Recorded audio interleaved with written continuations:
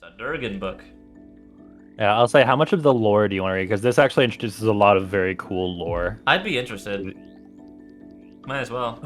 I'm making a whole Then yeah, stream just start of from the this. very beginning. Just start at Elegy of the First Alright. World. So it's a me book. A treasury. Magic and Durgan books. It's a Magic Durgan book. A treasury of dragons. This book insists on sorting dragons to little understandable boxes as if the readers had only 100 years or so to live and their tiny baby brains could only hold on to so much knowledge. Signed, Fizban. Thank you for allowing my little baby brain to hold on to the knowledge of this book. Insulting you on the way in. You know, love it. Alright. In the real world, dragons are a staple of folklore and fantasy literature, resonating as symbols of power and wisdom, and sometimes greed across countless cultures. In many worlds of D&D, dragons are ever-present monsters, relevant at every level of play as dangerous threats, wise patrons, or mysterious schemers. Fizban is a comprehensive guide to the dragon world of D&D. It introduces the Gem Dragons, a family of 5 dragon kinds, as well as a variety of other dragons and dragon-related monsters, character options, and inspirations. This introduction sets the scene for what's coming in the rest of the book, introduces the myths of the First World, created by Bahamut and Tiamat, then discusses the role that dragons play in myths and many material plane worlds as a reflection of that primordial story. Links dragons to different worlds through elaborate storytelling. And then here's the different rundowns of the chapters, but, you know, first one's the adventure options, the second is the magic and the magic items and the gifts, the third is stuff for the DM, which I'm going to read through because, you know, you never know. It's cool inspiration for stuff. It's pretty good. 4 is layers and hordes, and if those of you have never, like, looked at the dragon stat block, dragons are one of the few creatures, along with a few others, like krakens, that when you encounter them, you don't just encounter them, you encounter the entire area they live in, because it's pretty much warped and designed by them and their magics. So, the Kraken one for my pirate adventure, I never had a Kraken lair, but it tends to be whirlpools and, like, dark abyssal acid and such that would just trap players before they ever got to see the Kraken. And that's how a lot of these lairs go. So the lairs usually reflect exactly what the dragon is like. A blue dragon, for example, would have lots of tornadoes and thunderstorms. Chapter 5 is resources. Of each 20 different draconic creatures for each kind of dragon, this chapter provides inspiration to help the DMs craft dragon personalities and themed adventures, including sample air maps. That's pretty nice. Chapter 6 is stat blocks and lore for the various gem dragons. I don't think I need to read this part. It's just talking about all the different kind of dragons in different books, like dragon turtles and deep dragons and metallic and chromatic. They're also included. They have their stat blocks are in this book, and it's just their lore is not in this book. They made this a comprehensive dragon guide, basically. It should be clear throughout this book whether we're discussing a specific kind of dragon, the members of the 3 great dragon families, or all creatures with the dragon type. But if you see the word dragon not capitalized and you're not sure, assume we mean chromatic, gem, and metallic. So lowercase dragon is just the dragons. Capital dragon probably just means dragon classification. And then here's the first world. Poets do have a way of editing and exaggerating. I remember that time as one big, boring, patience-trying dilly-dalliance. A lot of hurry up and wait. Signed, Fizban.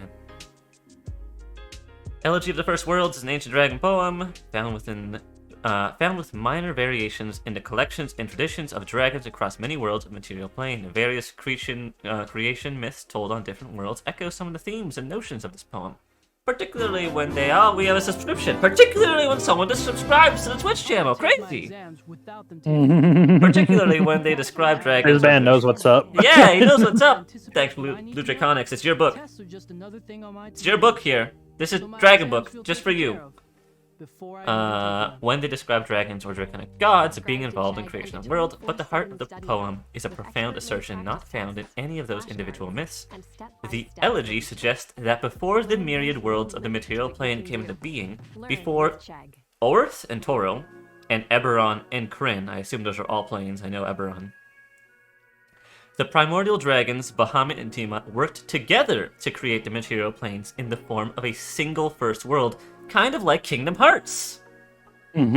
All the worlds that now constitute the planes are, in the words of the poem, seedling realities formed when the first world was sundered in some unexplained catastrophe. The story told in Elegy for the First World suggests a number of truths regarding the nature of dragons. First, it portrays the 10 varieties of metallic and chromatic dragons as the first inhabitants of the material plane. Dragons were made to populate the first world before any other world came into being, but they were supplanted by the teeming peoples that the gods of the Elder Planes brought to inhabit that world. So I guess that means that the material plane was sort of invaded by the gods, so to speak. Or at least by the gods' creation, not directly. The elegy likewise suggests that dragons are living embodiments of the primordial energy of the first world, which now flows throughout the material plane, and that they are thus inextricably linked to the magic of that plane. The religions of numerous worlds teach that humanoids are creatures of a dual nature, part material, part spiritual, made of the essence of both the material plane and the otherworldly outer planes. But dragons, at least in the views of Elegy of the First World, are wholly material, dwelling in the material plane and embodying its essential nature. Does that mean they don't have things that you could quantify as spirits in terms of D&D? I don't know. Okay, obviously they're like, this is a very philosophical question, but in D&D, you can astral project yourself out. That is your spirit. I suppose that this sort of implies that dragons don't have that. They might have a spirit in a different form, but it's an entirely different being. When they die, they don't go to the outer planes. No hell, no heaven. It may be something completely different. Many worlds have myths and legends about Bahamut and Tiamat. These primordial dragons are sometimes known by other names. But Elegy for the First Worlds differs from nearly all those legends in the mention of Sardior, firstborn of dragonkind. The poem suggests that Bahamut and Tiamat created Sardior together, and that ruby-red Sardior then joined with Bahamut to craft the metallic dragons and with Tiamat to craft the chromatic dragons. Some dragons who have studied the poem believe that Sardior was destroyed and shattered along with the first world, and that the ruby dragon's splintered consciousness became the gem dragons on the new world of the material plane. That's wild. Yeah. So there was a third between Bahamut and Tiamat. Sort of like a Sardior child. is like... Sardior is super old lore. Like, that's 2nd edition D&D lore. That's pretty cool to think, though, that just, like, Bahamut and Tiamat obviously ascended to become their own gods, and this one just sort of splintered because he was broken, and became all the races, or not races, but, all the different new dragons. Kind of like a 3rd-generation dragon kind. It doesn't talk a lot about Sardior, like in terms of his personality and how he was, but he's really cool. If you ever look into him, he's really neat. It's pretty interesting, and it's definitely something that's really hard to work into a story, just because he's kind of gone. Yeah, he doesn't. He is all dragons. Yeah, he is all of the gem dragons now. Yeah. Okay. I'm gonna skip Dragons of the Many Worlds because this goes in different planes that we don't care about. I'm fine. So I'm going to skip to Dragon Sight, the last section here. A little-known phenomenon supports the central idea expressed in Elegy for the First World. Occasionally, dragons develop a sense known as Dragon Sight, an awareness of multiple incarnations of themselves across different worlds of the material plane. It's funny how you're comparing this to Kingdom Hearts earlier, huh? It really is. Dragon Sight is most common in ancient dragons, especially when their enormous hordes include items from other worlds or powerful artifacts whose history span multiple worlds. Gem dragons, perhaps because of their connection to Sardior, are most likely to develop Dragon Sight, because they're all one dragon. Alright, cool. Dragons who develop Dragon Sight amass knowledge that spans the material plane. making them among the foremost experts on worlds beyond their own. With time, dragon sight can expand beyond passive awareness to allow active communication between the dragon's incarnations. Okay. Some ancient This book really steps up dragons from just being big, powerful lizards. Yeah, they're just... Before, they were like, I am big, scaly, and shoot element. And now they're like, I am all. I am magic incarnate. Time is meaningless. Death is an illusion. Fuck.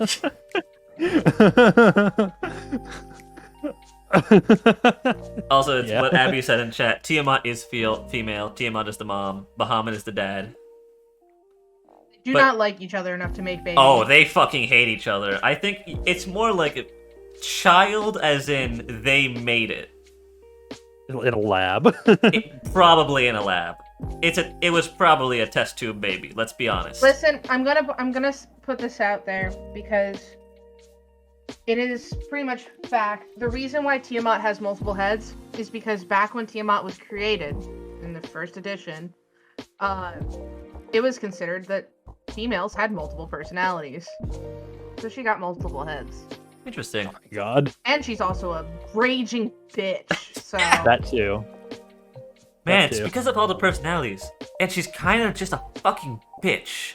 But the personalities... really true? No, but do I feel like that is definitely possible because this game was definitely geared towards men? Yes. Anyways, Anyway. as one example, tales are told on multiple worlds of the material plane regarding the red dragon, Ashardalon. I'm gonna pronounce it like that because that's a long name.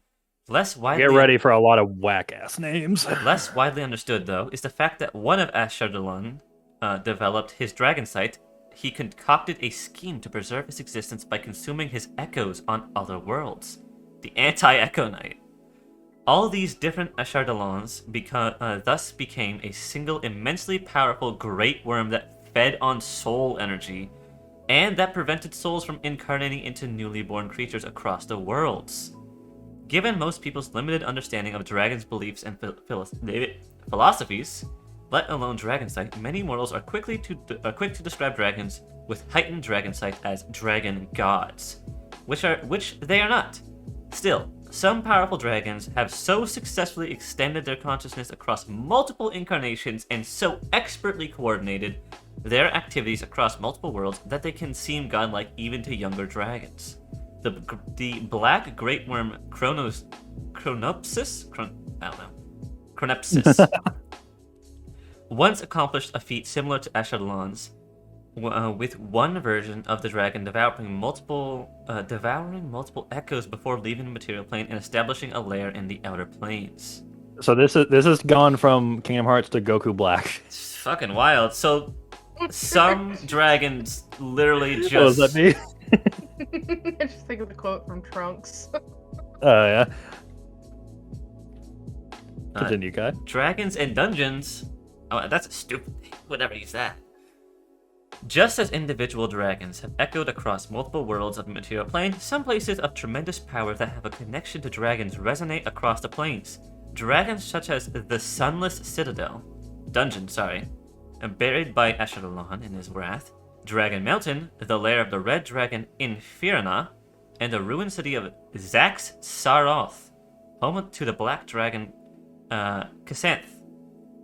Say what you will about the names I put in Nimbus. None of them are this bad. This is crazy. So I had to pause every moment to read the full name and go, okay, how is this pronounced? Manifest in various ways across multiple worlds. Similarly, the power of mighty dragon slayers often resonates around sites they build or inhabit. The Tomb of Horrors is one such site, crafted by the Lich Acererak. I know how to pronounce that one because I've heard it. Acererak, whose unaccountable evils included slaughtering metallic dragons for the magic of their blood. Artifacts associated with dragons can also resonate across the different worlds of the material plane. The clearest example are the Orbs of Dragonkind, described in Dungeon Master's Guide. On the world of Greyhawk, these artifacts were made during an era when the Suel Imperium battled a cabal of red dragons. On Kryn, the orbs known as Dragon Orbs were created to defend a tower of high sorcery from dragon attacks. In Faerun, the orbs of draconic influence were made. I don't care what they all did. The similarities among these artifacts are not a matter of coincidence or convergent magic evolution. These items partake of Dragon's unique connection to the magical fabric of the material plane and echo across its many worlds. So out of all this, I genuinely just think it's really cool that they've sort of made dragons to be super just special. Every other being in this is just like, you know, they all pretty much are on the same basis. But in this book, they decided they showed dragons are their own thing. Outside of gods, outside of the abyss, outside of humans and monsters, they're their own kind. I think that's just really cool. Oh, yeah. I guess Dungeons and Dragons are special, but this point stands. I get it's expected, but you know, it's still fun. And it's super cool. I like it. Anywho, next chapter. Here we are in character creation. I know how to make a character, but there are a lot of stuff here. I'm not going to read all the flavor text this time, other than when we get to the stuff. But as you know, because I've actually read some of these when we did a small stream for... Was it Ranger that we did the stream for? Yeah. Yeah. Here we have... We've already looked at the Ranger. Yeah, I'm going to go through all of them, but, you know, I'll quickly brush over the Ranger and the Monk. Just because I don't want to look at the Monk. Hey Kai, the rumors we heard might not have been true. Well, fine. You did not say anything up until now. So... Draconic races present the variant Dragonborn race options to give characters a draconic heritage strongly linked to the 3 great dragon families. Subclass options allow monks, ranged rangers, characters to explore deeper ties with dragonkind. Heroes of the Dragons includes inspiration for characters of any class to portray their training or magic as derived from a connection to dragons. And Draconic Feats provides feats to forge connections to the Chromatic Gem and Metallic Dragon families. All cool stuff. And we got some art here. Pretty sick. I don't think my mouse can be shown, but you know, you guys can see it. Yeah. In his guise as a young monk, Bahamut helps a pair of adventurers put an end to a young red dragon depredation, or dragon's depredation. Bahamut and Tiamat like disguising themselves, as you'll see thematically through this entire thing. They're like Zeus, but less fucking. Yeah, that. Not zero, just less. Not zero, just less. It's all too easy to prefer a certain color of Dragonborn, but what's inside is what really matters, which is to say, the sort of damage their breath can do to you. Fizban. This man has played D&D. He sure has. What really matters is how it hurts. Because it'll hurt. What really matters is, do you have resistance?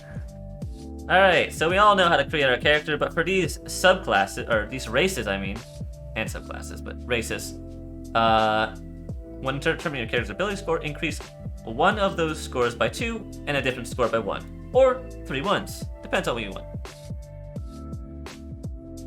Languages, your character can speak, read, and write. Yeah, these are all the same. You get common and 1 extra. Get the same 2 and 1. Your creature type... It does the same thing to explain creature type when that doesn't come up in this at all. Yeah. I just don't want to do that. A red Dragonborn sellsword waits for a client. This is good art. Cool guy. Got a big axe. Yeah. Dragonborn. Guess what? Huh? I'm just gonna preface this was they sure didn't nerf these. They're still very fucking strong. Right.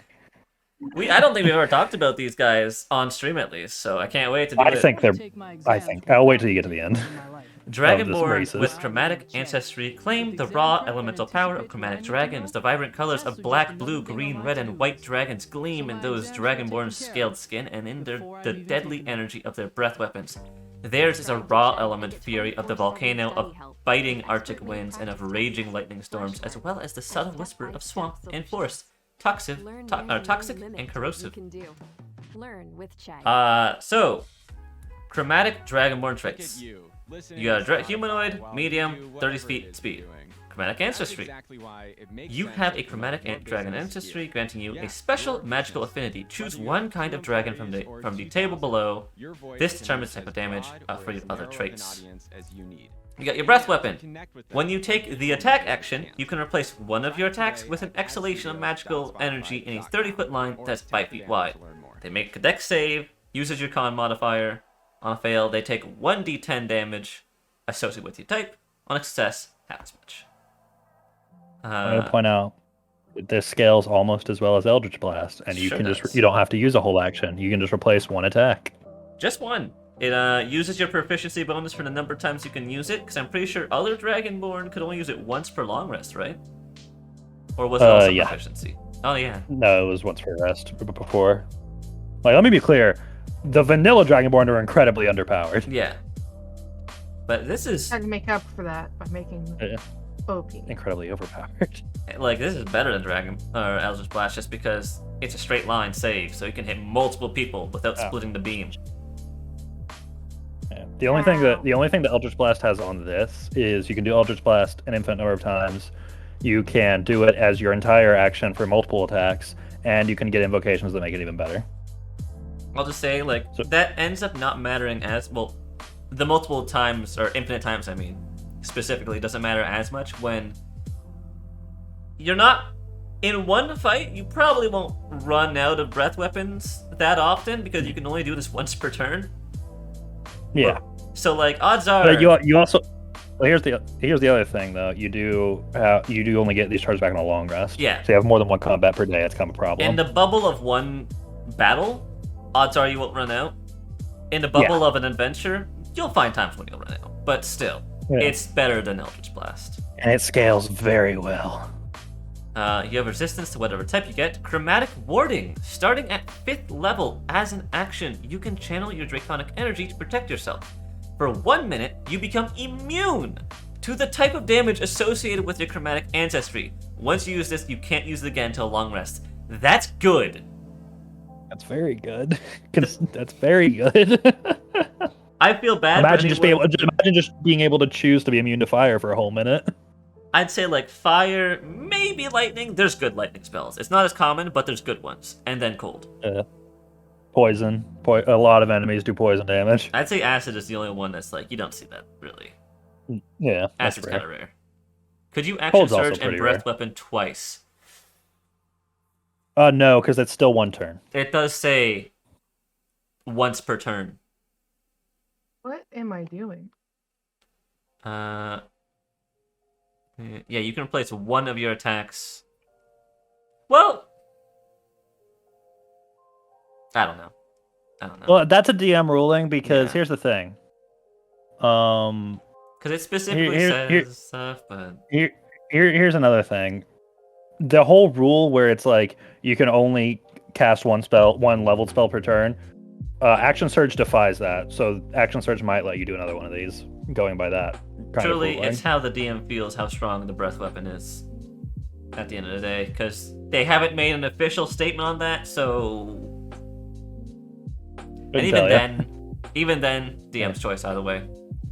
Yeah. And then you get the gem ones, because this is just a new ruling for the old ones, right? The chromatic ones are already like a thing. You already got these guys. No, this is already all new.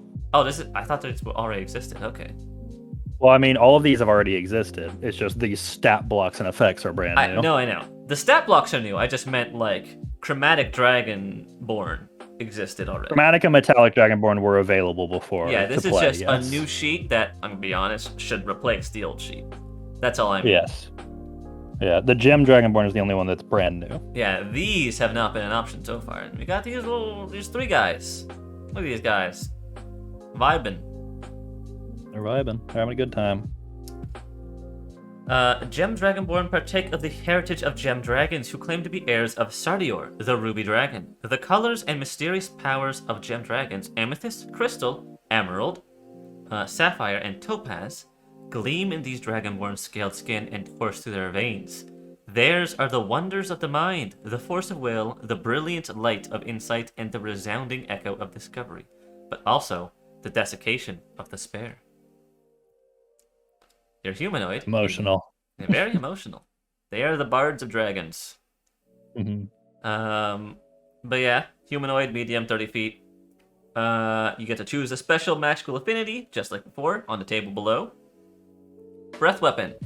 I believe this is the same, but this one, although the only difference is that it uses a 15-foot cone instead of a line. 30-foot line. Yeah. Still the same. Dex save, con modifier, 1d10 damage, scales, all the same. It's just what shape do you want your breath. You have a resistance to your type associated. Psionic... Yeah, also look at the types you get to choose from in this one. Oh, yeah. Psionic Mind. You can send telepathic messages to any creature you can see within 30 feet of you. You don't need to share a language with the creature to understand the message, but they must understand one to comprehend them. Gem Flight. Starting at 5th level, you can use a bonus action to manifest spectral wings on your body. These wings last for 1 minute. For the duration, you gain a flying speed equal to your walking speed and can hover. Once you use this trait, you can't do so again until you finish a long rest. And then, you got Force damage, Radiant damage, Psychic damage, Thunder damage, and Necrotic damage. All really good. Oh yeah. I don't think there's a bad one in there. Psychic might be a Not bit really, rare, no. but it's also still very strong. Yeah. It's the same thing with So- Lightning, where if you see it, it's gonna hurt. I just like the fact that these Dragonborn get a 1-minute flight ability. Like, Nice. that's pretty good. They're very strong. Then, Metallic Dragonborn. Same as the Chromatic. These existed before, but this is a new stat sheet. You have all the same stuff as before. This one's also a cone, not a line. Same damage scaling, same resistance. At 5th level, however, you gain a second breath weapon. When you take the attack action on your turn, you can place one of your attacks with an exhalation of... Wait. Yeah, keep reading. Okay, yeah. I forgot about this. I was like, wait, it's not repeating, right? Nope. With an exhalation of in a 15-foot cone. The DC save for this breath is 8 plus your con modifier plus proficiency. When you use this trait, choose 1. Enervating Breath. Each creature in the cone must succeed a Constitution save or become incapacitated until the start of your next turn. That's strong. Very strong. Incapacitated. If it's very you obvious, can't do fuck. you're just nothing. You just can't do anything. One round, you're just out. You can Okay. move. That's it. Yep, you can move. Better run. Repulsion Breath. Each creature in the cone must succeed on a strength save or be pushed 20 feet away from you and be knocked prone. That's also good. Prone, unlike grapple, means your only movement option is to crawl unless you stand up, thereby ending the condition, which I believe standing up takes half your movement speed. Yes. Yes. The creature has disadvantage on attack rolls, and an attack roll against the creature has advantage if it's within 5 feet of the creature. Otherwise, the attack rolls at disadvantage. So yeah, he can knock you the fuck down, and by the way, like the other breath weapon, this can replace one of your attacks, so if you have any form of extra attack, you can knock them prone, run up to them, and smack the shit out of them. Yeah. I firmly believe all of these are very strong. All 3 of these options. Surprisingly, the one with flight is the least strong. So, yeah, you'd think. It's definitely got the best, I think, the best damage types, maybe, Yeah. with flight. Here's the that, thing. But these It's got are- the best ones. It's got the best damage types, but we've learned time and again that damage typing comes up rarely Yeah. when it matters. The attacks of both of the chromatic and metallic are just, Super strong. they're good. Like chromatic gets you get like A temporary Immunity. immunity to a damage type, which might be rare if it's the right enemy, but that just means you could go into a specific fight and be fine. yeah. Here's the thing. You could just hedge your bets and be like, I'm a red chromatic dragon. I'm fire. There's so many things that deal fire damage. Come up to like a fucking fire slug and you're like, alright, I'm immune. What are you gonna do? What are you gonna do? Nibble on me? Oh boy, 1d4 damage. No, here's something fun, Kai. Be an acid one, and you can just walk through a gelatinous cube. You can! It's like there's a gelatinous cube in the room, there's like, there's what? I can't hear you guys. I think there's static. And then there's this art. This guy's crazy. Alright. And then we have the subclasses, which... Hey, Kai, I'm going to point something out before you move on. Oh boy, let's... They didn't publish the new Kobold, and it made me sad. Oh, you're right, they didn't. That is Yeah, sad. that made me sad. That's pretty cool. Alright. Subclass options. At 3rd level... So here's the monk, as you know. And there's also the ranger.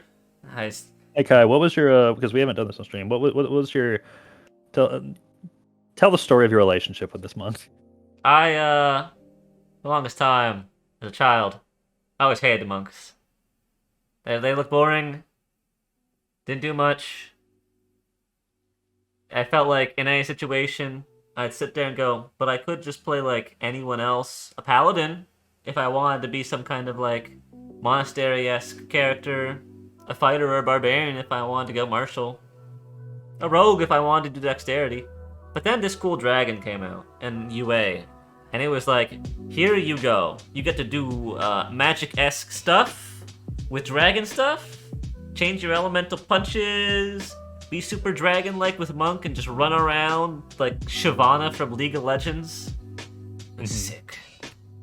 So what was the only criticism you had of it when UA? It felt like the elemental punches were meaningless. They didn't change much and it felt like a waste. And I was like, if it needed a buff, in your opinion. In my opinion, they just needed to buff it in a way that made the elemental punches actually matter. Because at the time, it just felt like, oh boy, I'm punching with fire now, and it didn't change what dice I used at all. It just made me use ki to look cooler. My favorite Ascendant Dragon monks all narrate their bodily attacks aloud with fun onomatopoeias. Swish kapow, indeed. Fizban.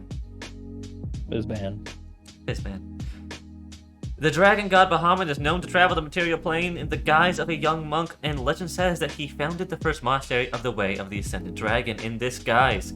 The fundamental teachings of this tradition hold that they're emulating dragons. A monk becomes a more integrated part of the world and its magic. By altering their spirit to resonate with draconic might, monks who follow this tradition augment their prowess in battle, bolster their allies, and can even soar through the air on draconic wings. But all this power is in service of a greater goal, achieving a spiritual unity in the essence of the material plane. As followers of the Way of the Ascended Dragon Monk, you decide how you unlock your power of dragons within yourself. The Ascended Dragon Origin Table offers a number of possibilities. So let me point out this little blurb here, talking about what you should be able to do with this class. You should be able to buff your allies, fly around on wings, and do cool dragon shit, right? You're emulating dragons. So we'll get there. Yep. Keep that in mind. Here's the origins. You honed your abilities by aligning your spirit with a dragon's world-altering power. A dragon personally took an active role in shaping your inner energy. You studied at a monastery that traces its teaching back to centuries or more to a single dragon's instructions, or one that is devoted to a dragon god. You spent long stretches meditating in the region around the dragon's lair, absorbing that lair's ambient magic. You found a scroll written in Draconic that contains inspiring new techniques. And after a dream featuring a 5-handed Dragonborn, you awoke with the mystical breath of dragons. You just coughed and fire came out. Alright, here's your features. You gain the following benefits at 3rd level. Draconic Presence. If you fail a Charisma, Intimidation, or Persuasion check, you can use your reaction to re-roll the check as you tap into the mighty presence of dragons. Once this feature turns a failure into a success, you can't use it again until you finish a long rest. Or you get both of the following, I think. And when you damage a target with an unarmed attack, you can change the damage type to acid, cold, fire, lightning, or poison. That's it. Mm-hmm.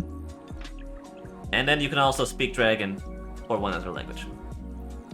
One would think this would be neat for overcoming resistance to like just bludgeoning damage. But monks already do that. Also point out that this Draconic Presence seems cool, but I mean, this is once per long rest. That's it. It doesn't get better. Mm-hmm. I'm not gonna lie. Like, sure, you get one success, Hope it was good. Hope it was worth it. Because normally when I talk to people, I talk to a lot of people. Usually I don't just talk to a guy and that's it for the day.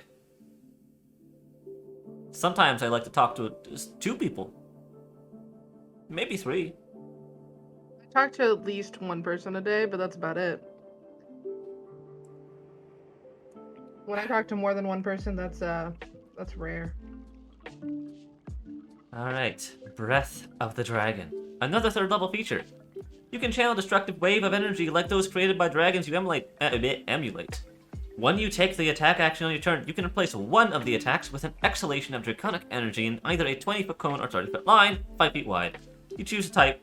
Each creature in that area must make a dex saving throw against your key save DC, taking damage of the chosen type equal to 2 rolls of your martial arts die on a failed save or half as much on success. At 11th level, the damage of this feature increases to 3 rolls of your martial arts die. You can use it a number of times equal to your proficiency bonus, and you regain all expended uses when you finish a long rest.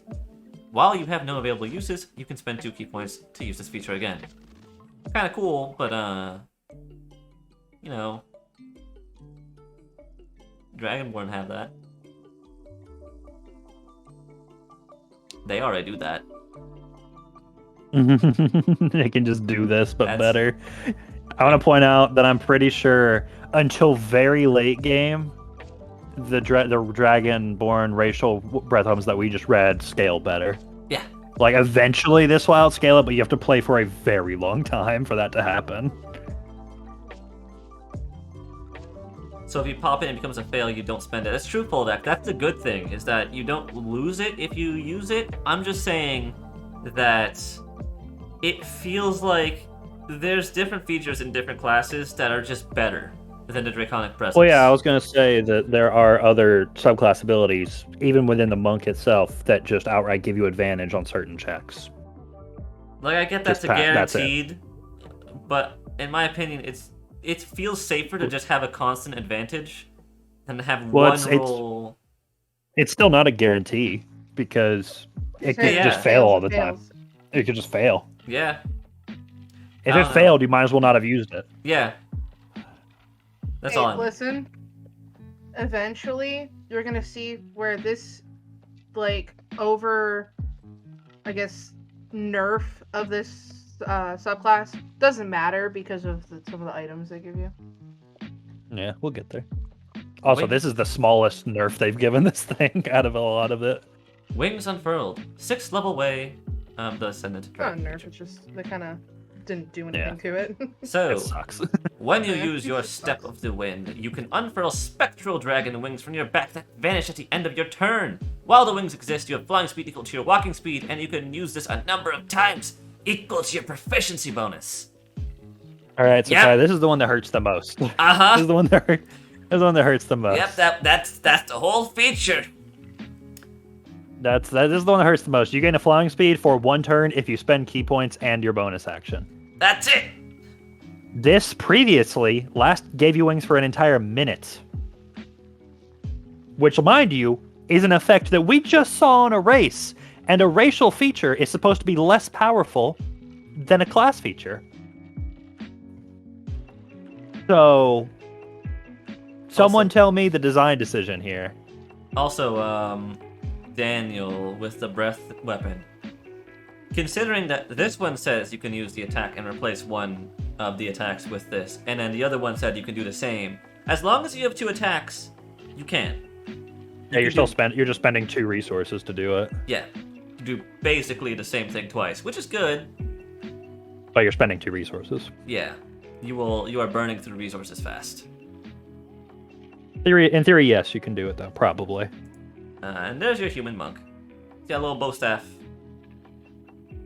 Notice how he doesn't use his fire punch. He's just posing.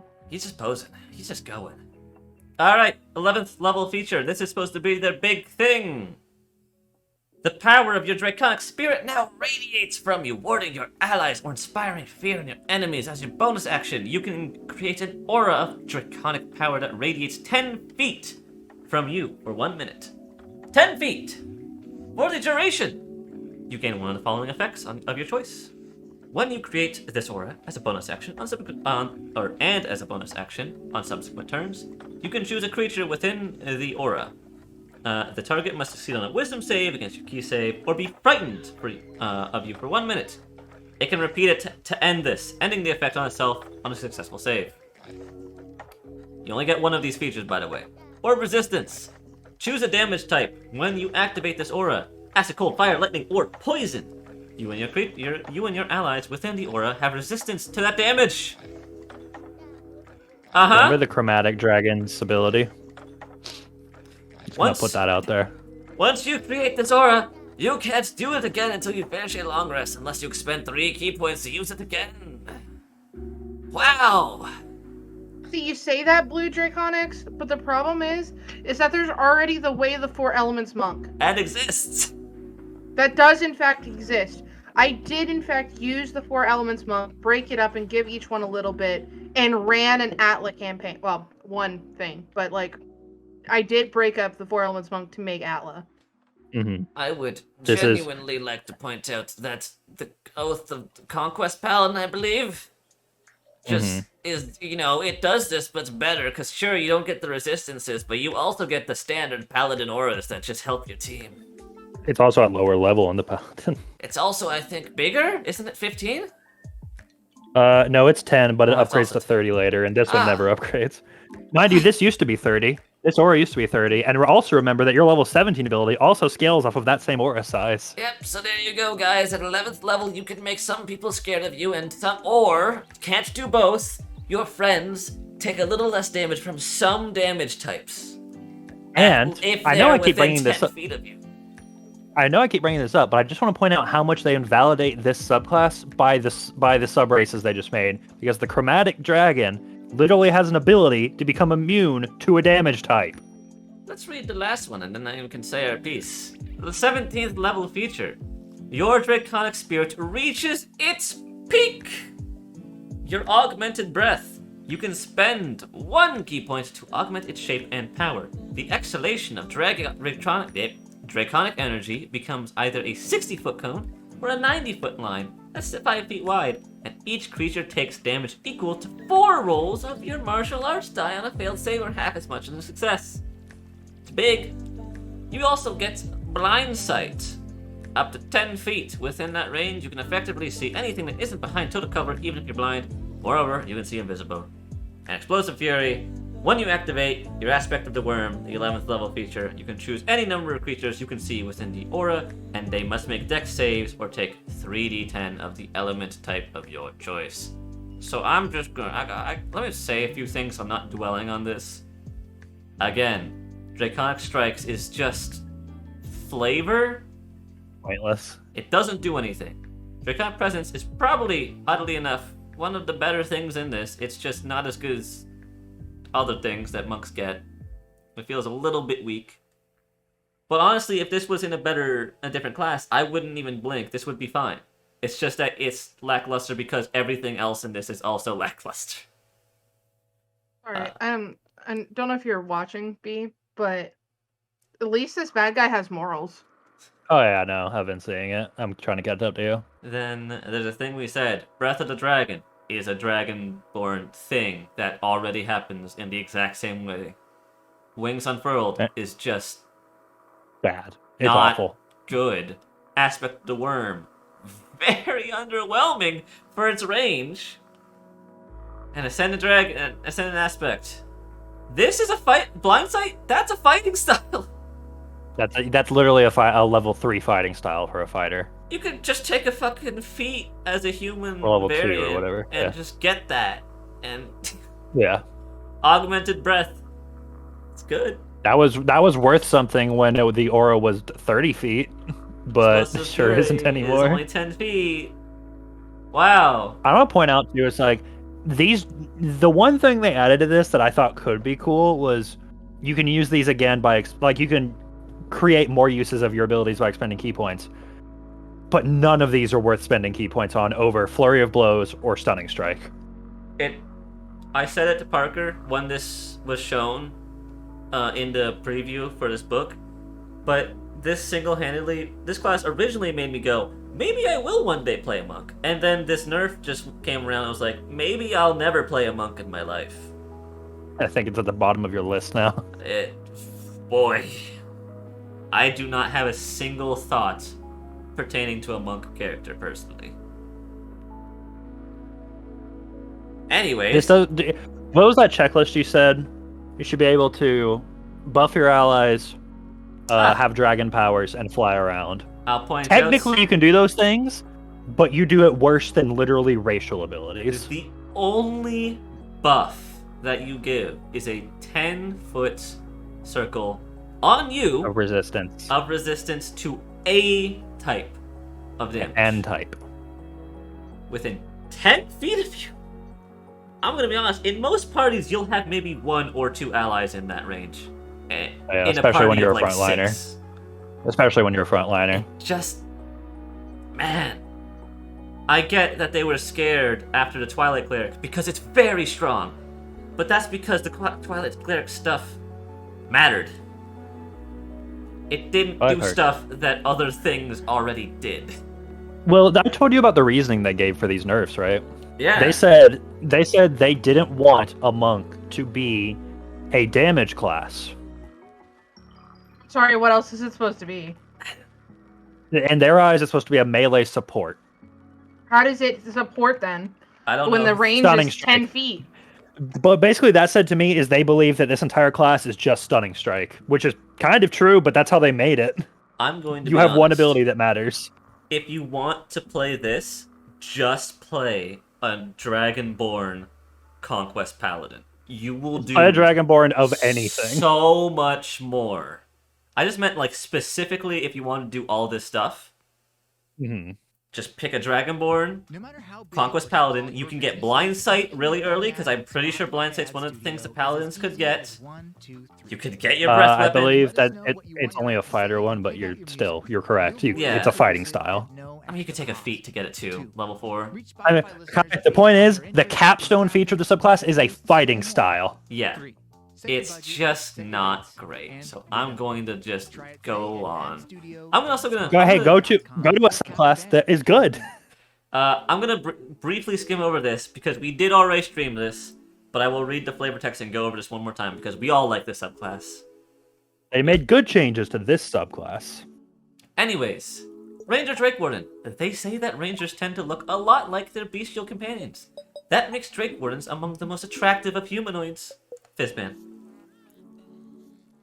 Your connection to the natural world takes the form of a Draconic Spirit which can manifest in physical form as a Drake.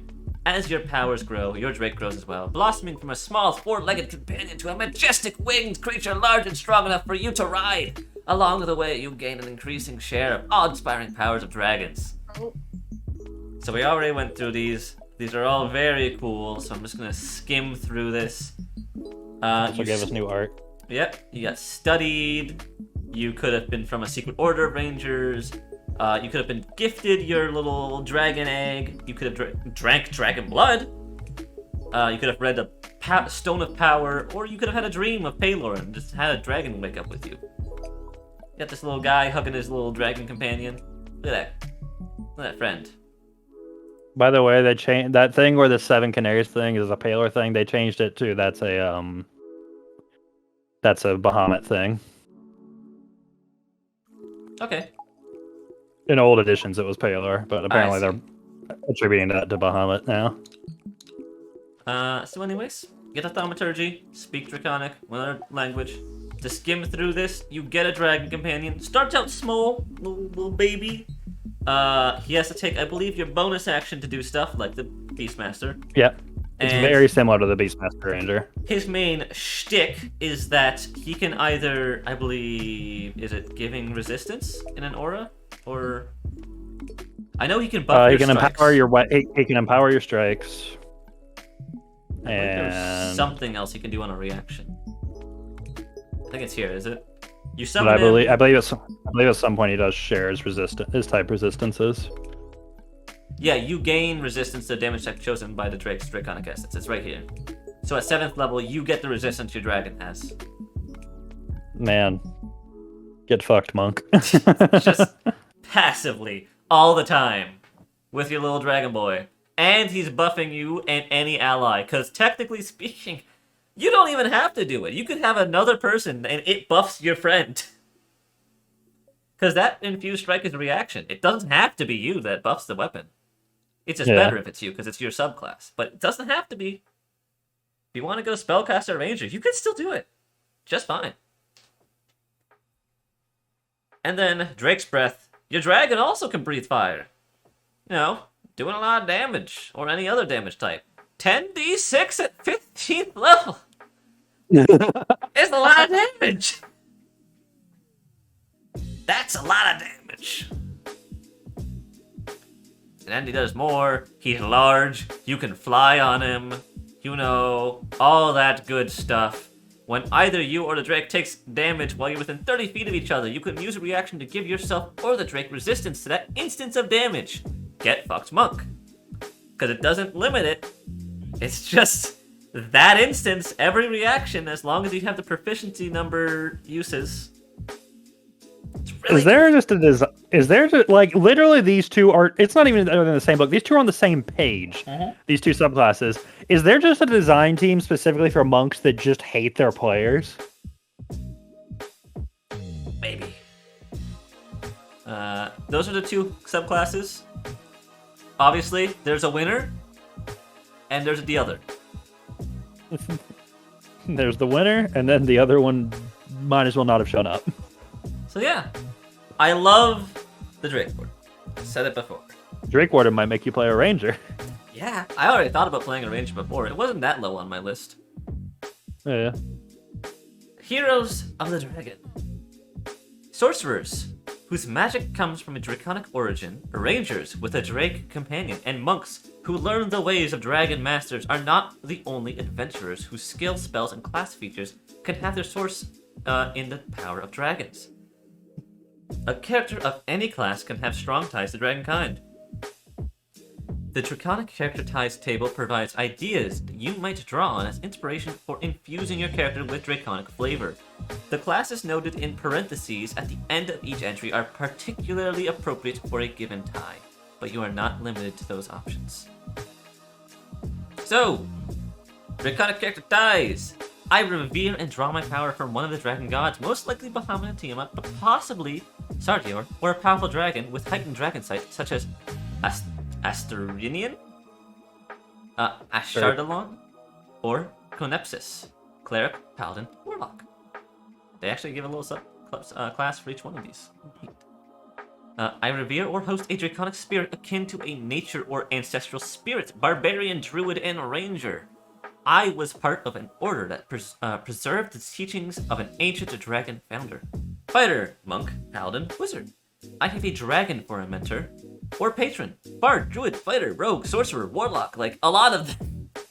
I use my class features to take on draconic characteristics, Barbarian and Sorcerer. I have a dragon tooth, horn, claw, or scale that I use as a focus for my spellcasting. Cleric, Druid, Paladin, Ranger, Sorcerer, Warlock, Wizard, literally anyone that casts a spell. Other than Bard. I guess Bard and Artificer are the only ones not on that. Oh my god, I forget that Artificer is even a spellcaster because it's not on any of the new spells. Nope. It's fucking Artificer's a half caster, and I don't know why. I'm never gonna get over that. I don't know why it's a half caster. A dragon ancestor or a dragon's gift to my ancestor fuels my might. Barbarian, Fighter, Sorcerer. My connection to nature gives me a strange link to a dragon whose presence alters the fabric of nature around the dragon's lair. Druid and Ranger. I recently discovered that a person I loved and trusted was a dragon in disguise! Whoa! On my screen. What was it? Is this who now? The Bard. Oh yeah, that's a bard. Parker, it's Aiden's dad! It is Ava's dad. I have an apparently mundane item that was stolen from a dragon's horde, and inexplicably, things happen when I carry it with me. Hey, he's got a dragon item, and the dragon's kind of pissed you have it. Alright, then we got Feats. Feats are cool. They get a lot of stuff. They can walk around. They sure can. They can do other things too, like dance. Anyways. Gift of the Chromatic Dragon. You've manifested some of the power of chromatic dragons, granting you the following benefits. So, as a Chromatic Infusion, as a bonus action, you can touch a simple or martial weapon and infuse it with one of the following damage types. All of those. For the next minute, the weapon deals an extra 1d4 damage of the chosen type when it hits. After you use this bonus action, you can't do so again until you finish a long rest.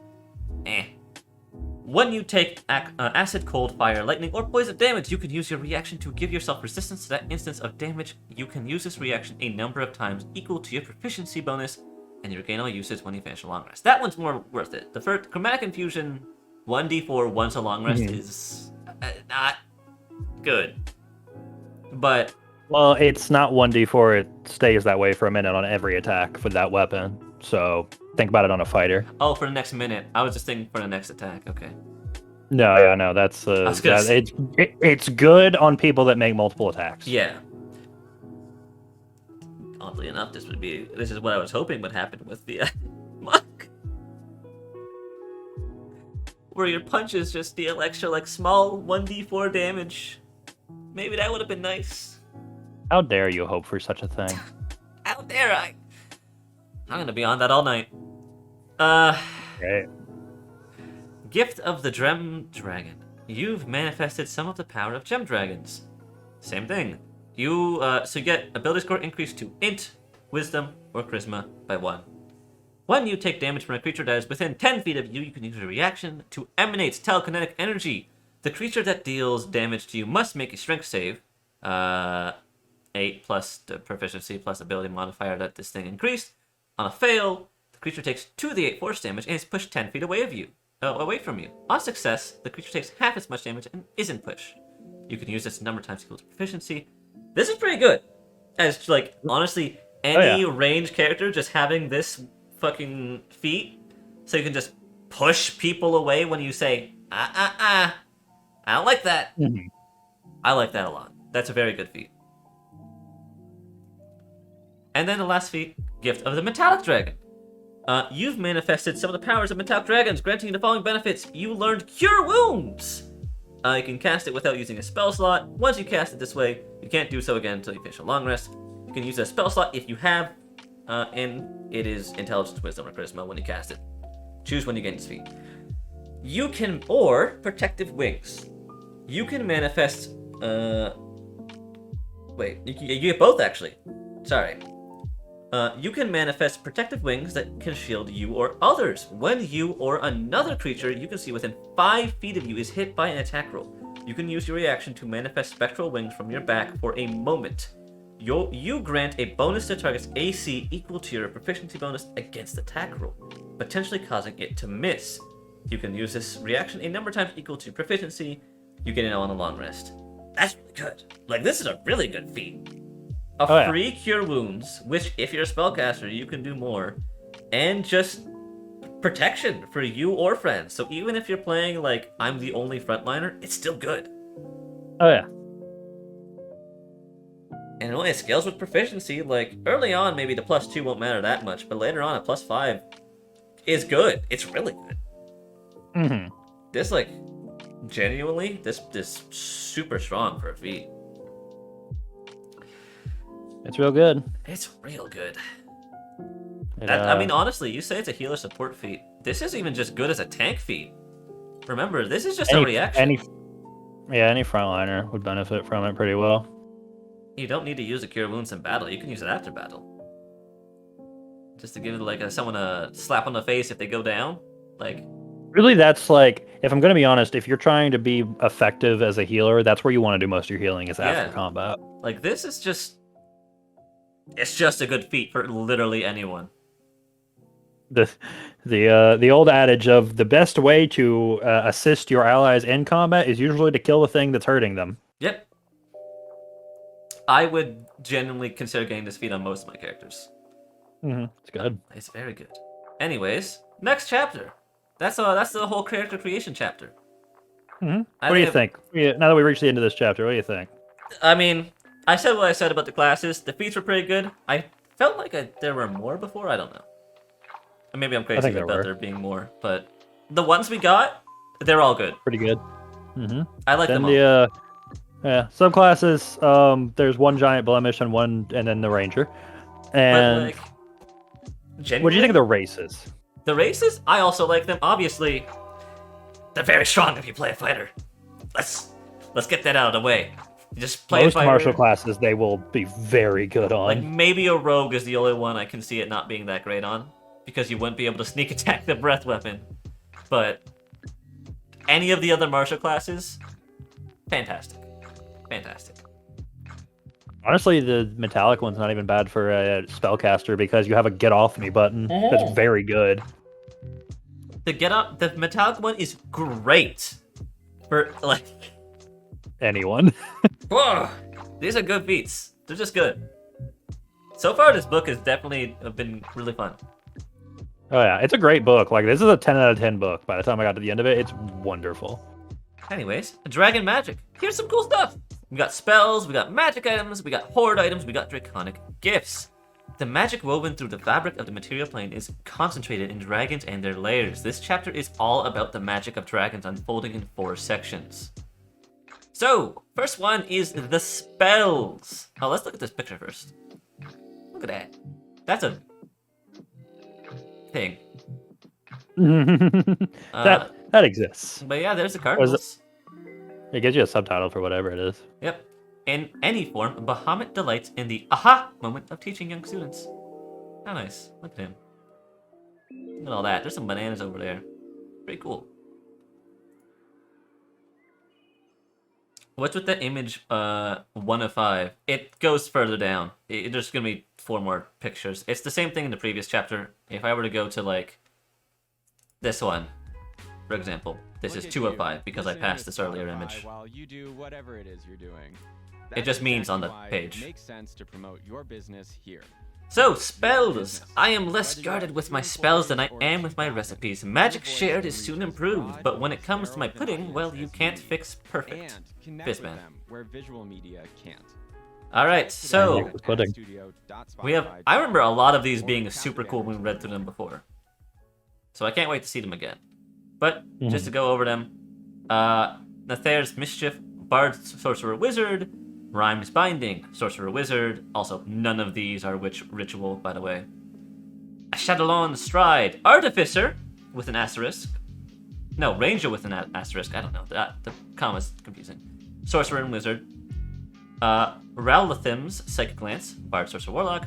Summon Draconic Spirit, Druid, Sorcerer, Wizard. Fizban's Platinum Shield, Sorcerer, Wizard. Draconic Transformation, Druid, Sorcerer, Wizard. Wizard gets all of these, as they do. They're wizards. It's what they do. Sorcerers. Learn spells. Sorcerers also get a lot of these, and then everything else is just divided between druids and bards and warlocks. And then a dash of one artificer spell. The artificer, yeah, it appears here. Alright. So, a Shadowlon Stride, 3rd level transmutation, bonus action, self, concentration, 1 minute. The billowing flames of a dragon blast from your feet, granting you explosive speed for the duration. Your speed increases by 20 feet, and moving doesn't provoke opportunity attack. When moving within 5 feet of a creature or an object that isn't being worn or carried, it takes 1d6 fire damage from your trail of heat. A creature, or object can take this damage only once per turn, so no point in just looping around a person like Sonic. Upcasting it increases your speed by 5 feet. And the spell deals an additional 1d6 fire damage for each spell slot above 3rd. So, that's really good, honestly, for anyone that... Oh yeah, it's real neat. Like, 20 feet is a lot of feet! Yeah. This would be really cool to get on an Arcane Trickster Rogue. This would be really cool. Who gets this spell again? I have to go back to look at it. Shadowlon's Stride is Artificer, Ranger, Sorcerer, and Wizard. Ranger? Oh yeah, Ranger would also be really good with it. That would be really good. That'd be fantastic. You just run by slicing people using your little Drake Warden and just burning everyone around you. That'd be neat. But yeah, I like this. I would really like this on Arcane Trickster Rogue. And you can get it on it, because anything, it just learns wizard spells. Yep, it would take a while, but you can definitely get it. Oh yeah, it'd be later. Alright. Draconic Transformation, 7th level, bonus action, self. You'll need a statuette of a dragon worth at least 500 gold, and it's 1 minute concentration. With a roar, you draw on the magic of dragons to transform yourself, taking on draconic features. You gain the following benefits until the spell ends. You have blind sight at 30 feet. Within that range, you can effectively see anything that isn't behind total cover. You know how blind sight works. Yeah. Breath weapon. When you cast a spell and as a bonus action, which is crazy because you cast this as a bonus action, so you can do this immediately. Yeah, can I just say for a second that I appreciate how many of these spells are bonus action It's spells? so nice. I love bonus action spells. You can exhale shimmering energy in a 60-foot cone. Each creature in that area must make a dex save or take 6d8 force damage on a failed save or half as much on a success. And you get wings, giving you a flying speed of 60 feet. Very good. Mm-hmm. 7th level spell, definitely worth it because it makes your bonus action economy nice. You can see all around you and you can blast anyone with breath weapons as a bonus. I don't know what better bonus action you could have. But truly, this is great. I believe that one is Druid and Sorcerer and Wizard. Okay. The only downside is that 7th level, but it's pretty good. It's very good. It's still good for a 7th level. I'd definitely use it. Oh, it's still good for a 7th level. It's just by that downside I mean is like you're gonna have less opportunity to use this in the game because that's a high level spell. Very up there. Fizban's Platinum Shield, 6th level bonus action, 60 feet, concentration, 1 minute, and you need a platinum-plated dragon scale worth at least 500 gold. You create a silvery light that surrounds a creature of your choice within range. You can choose yourself. The field sheds dim light out to 5 feet. While surrounded by the field, a creature gains the following benefits. They have half cover, they have damage resistance to acid, cold, fire, lightning, and poison damage, and evasion. If the creature is subjected to an effect that allows it to make a dex saving throw to only take half damage, the creature instead takes no damage if it succeeds on a saving throw and only half if it fails. As a bonus action, on subsequent turns, you can move the field to another creature within 60 feet. I think that last little asterisk there at the end is what makes this a 6th level for me. The fact that you aren't stuck with it on a person. Yeah. You can truly just shift it like, that person's fine, moving it to that guy. Here's the thing that doesn't make it a 6th level for me. It's concentration. That's true. That's unfortunate. I feel like this is a 5th level spell. Yeah. It's a good spell. I feel like it's a 5th level spell. Probably. Half cover is definitely good. The resistances are okay. Evasion's really good. And then the bonus action moving is good. I think I agree that maybe 5th level, but it is what it is. It is what it is. It's still good. I'd still use it. Scholars have engaged in lengthy debates over whether or not this spell should properly be attributed to me. Honestly, I've created so many things, I can't really keep track of them all. Fizban. So, by the way, this shield is Sorcerer and Wizard only. I'd say Wizards can get the most out of this. It'd be good if Clerics could have this, huh? It would be. It would be very good. I feel like it'd be fitting if you could have just like a Cleric themed around Bahamut or something having this. But, you know, Abjuration Wizards might get a good use out of this spell too, so. God, that's a lot of bubble shields. That'd be so cool. What was the Abjuration Wizards Abjuration like buff? They have like a bubble shield that they can move between people to absorb damage for them. So they can do that. And is that also just free or also a bonus action? I can look it up. I think it's a bonus action. Wizard. Just keep on this book because we got a lot of shit to get through. Okay, I was just curious. Nether's Mischief 2nd level illusion. 1 action. This is the one you really liked. I think it was. Oh, that's right. I know this one. Concentration, 1 minute. You fill a 20-foot cube you can see within range with Fey and Draconic magic. Roll on the mischievous surge table to determine the magical effect produced. And roll again at the start of each of your turns until the spell ends. You can move the cube up to 10 feet before your roll. So concentration, 1 minute, 60 feet. The smell of apple pie fills the air, and each creature within the cube must succeed on a wisdom save or become charmed by you until the start of your next turn. Bouquets of flower appear all around, and each creature in the cube must succeed on a dex saving throw or be blinded until the start of your next turn. As flowers spray water in their faces. Each creature in the cube must succeed on a wisdom saving throw or begin giggling until the start of your next turn. A giggling creature is incapacitated and uses all its movement to move in a random direction. Drops of molasses hover in the cube, making it difficult terrain until the start of your next turn. I like this one because it was fun. It felt like a really fun 2nd level spell that you could do a lot with. What it essentially is a 20-foot cube of a random CC effect. Yep. That's essentially the function. And they're all good CC effects. Yeah. So it's not like there's a bad one. Maybe difficult terrain depending on where you put the cube, but considering this is a 60-foot spell, if it's far away, it still gets its use.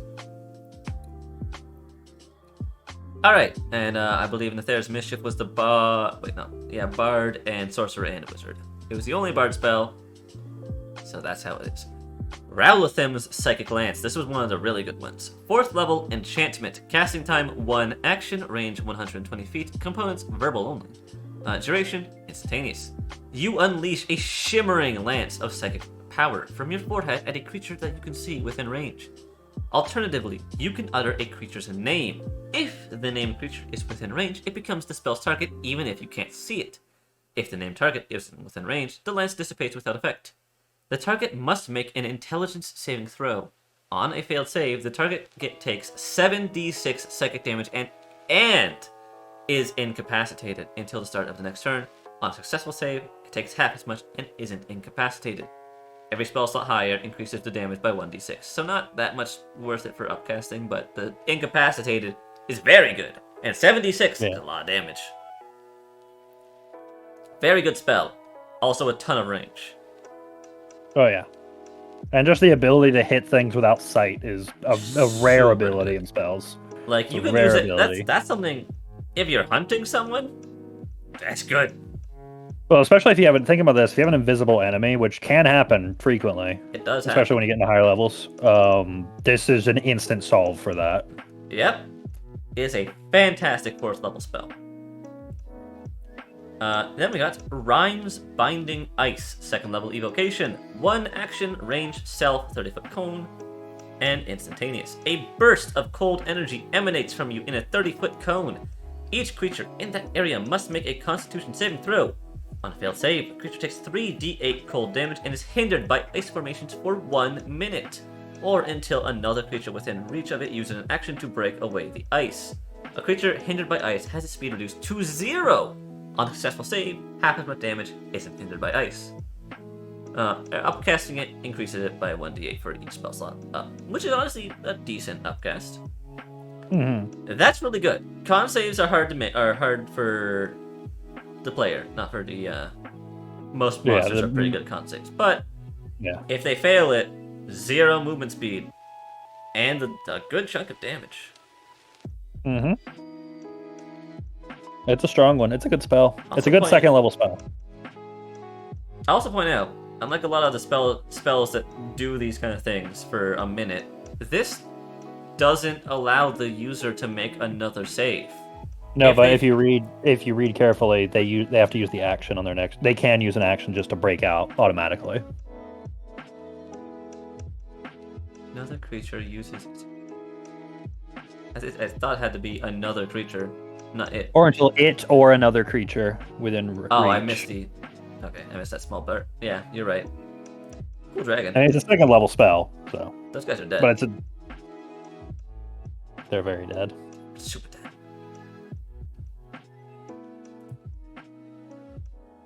Rhyme's Binding Ice adds insult to injury in the hands of a spellcasting white dragon. Did they try to Rhyme's Binding Ice to a fucking ice dragon? Wait, what? Rhyme's Binding Ice adds insult to injury in the hands of a spellcasting white dragon. Or is yeah. Nice. Last one. Also a good one, I remember. Summon Draconic Spirit. 5th level conjuration. 1 action, 60 feet. You need an object with the image of a dragon engraved on it, worth at least 500 gold, concentration, an hour. You call forth a Draconic Spirit. It manifests in an unoccupied space that you can see within range. This corporeal form uses Draconic Spirit stat block. When you cast a spell, choose a family of dragon. Chromatic, gem, metallic. The creature resembles a dragon of the chosen family, which determines certain traits in stat block. The creature disappears when it drops to 0 HP or when the spell ends. The creature is an ally to you and your companions. In combat, the creature shares your initiative count, but it takes its turn after. Verbal commands, no action required. If you don't say anything, it dodges. When you cast a spell using spell slot, certain things get buffed. Okay, so AC, 14 plus level of the spell, which I'm pretty sure includes the level that you cast it at. Yeah, so it's 19 at a base. It's really good. That's a lot of AC. Which I actually think is better than the Celestial Spirit. Hit points, 50 plus 10. For each spell level above 5th. Dragon has a number of hit dice, d10s equal to the level of spell, 30-foot swim speed, 60-foot fly speed, 30-foot swim speed, Ippy. 4 plus 4 strength, plus 2 dex, plus 3 con, 0 int, plus 2 wisdom, plus 2 charisma. It's just, average smart. Not going to give you any world-shattering knowledge. It's resistant to chromatic. So damage resistances for the chromatic and metallic are the elemental ones. Gem Dragon gets the mental and force. Condition immunities: Charmed, Frightened, Poison, Blind Sight, Dark Vision, 60 feet, Pass Perception 12, Speaks Draconic, and any language you speak. Shared resistances: when you summon a dragon, choose one of its damage resistances. You have resistance to chosen damage type until the spell ends. Very good. It gets multi-attack. The dragon makes a number of rend attacks equal to half the spell's level rounded down, and it uses breath weapon, so it does both. Rend, melee weapon attack. Your spell attack modifier to hit, reach 10 feet, 1 target, 1d6 plus 4 plus the spell level, piercing damage. So that's like a minimum of 10 damage per hit. Pretty good. And then breath weapon. It's 30-foot cone, which is very long. Each creature makes a dex save against your spell save DC, 2d6 damage of its type, on a fail save, or half as much on a success. Alright. Pretty good. I like it. It's pretty much, I'd say it's pretty much the same as the Celestial Spirit. I'm going to point this out, though. Look at the size of this. This is large. It is large. You can use this as a mount. Oh, yeah. You can mount 60-foot flying speed. Pretty sick. Pretty sick. I'll do this magic items. I just gotta go to the bathroom first. So I'll be back. Yeah, magic items are my favorite thing in the book. I'm gonna let you know that right now. Be back. How you doing, Abby? Now that we're the entertainment for the intermission. Fine. Yeah. I don't know if you saw me message you, but I said resummon your carbuncle. Yeah. Because I don't know if I thought it died. I was trying to figure it out.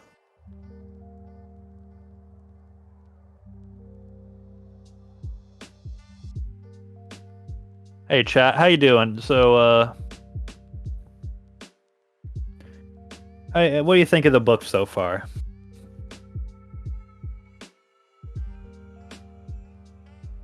Personally, this is one of my favorite D&D books I've published in recent history. It's a great book. Like, again, barring the bash fest we had with the monk subclass, this is a fantastic book.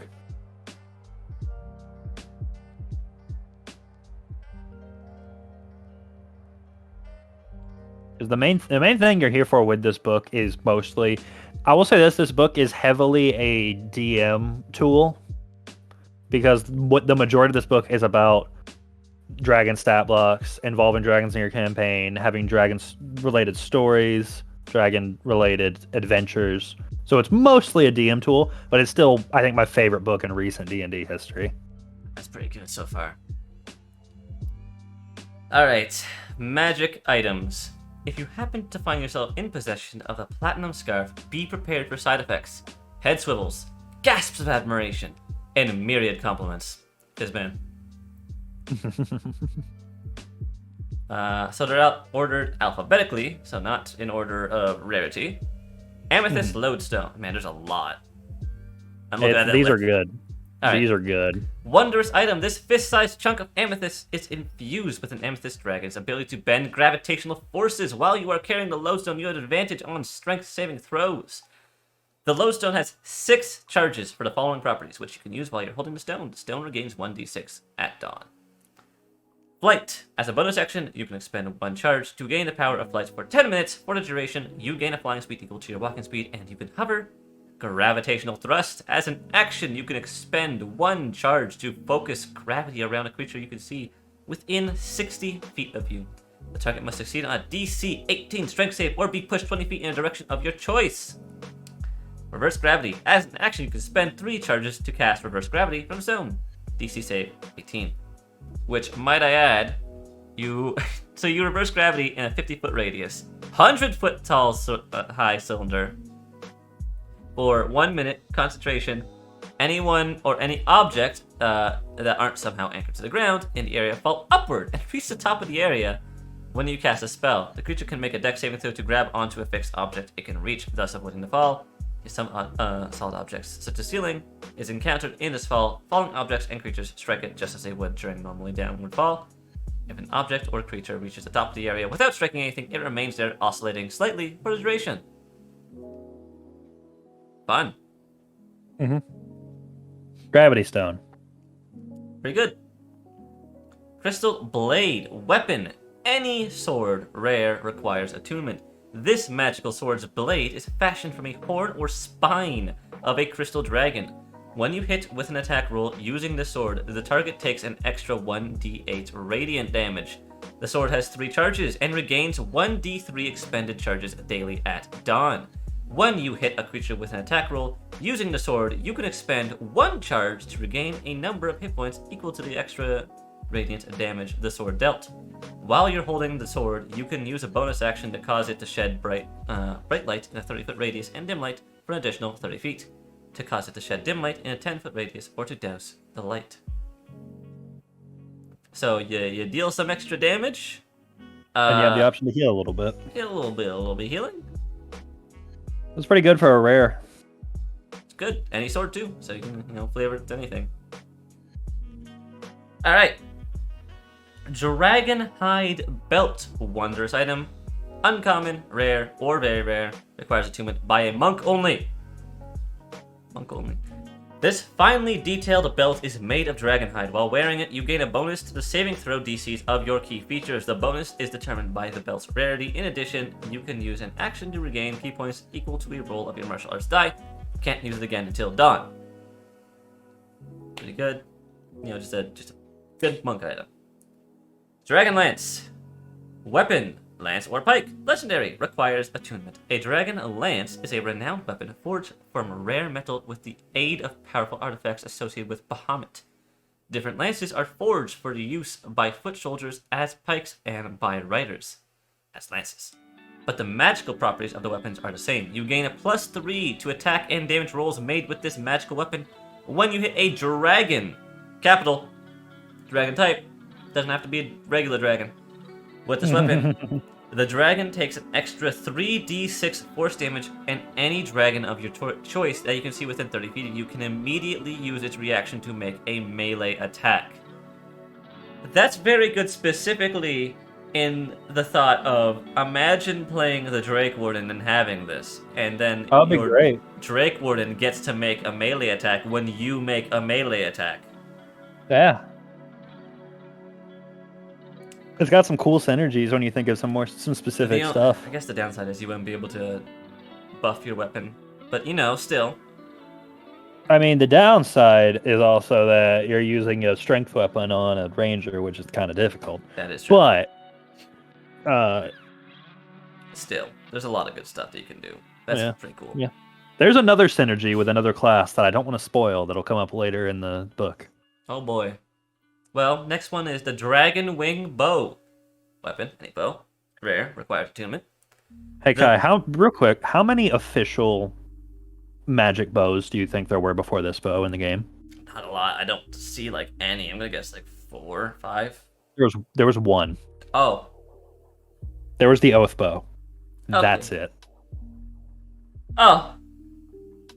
Alright. Well, here's another. The limb tips of this magic bow are shaped like a dragon's wings, and the weapon is infused with the essence of a chromatic gem or metallic dragon's breath.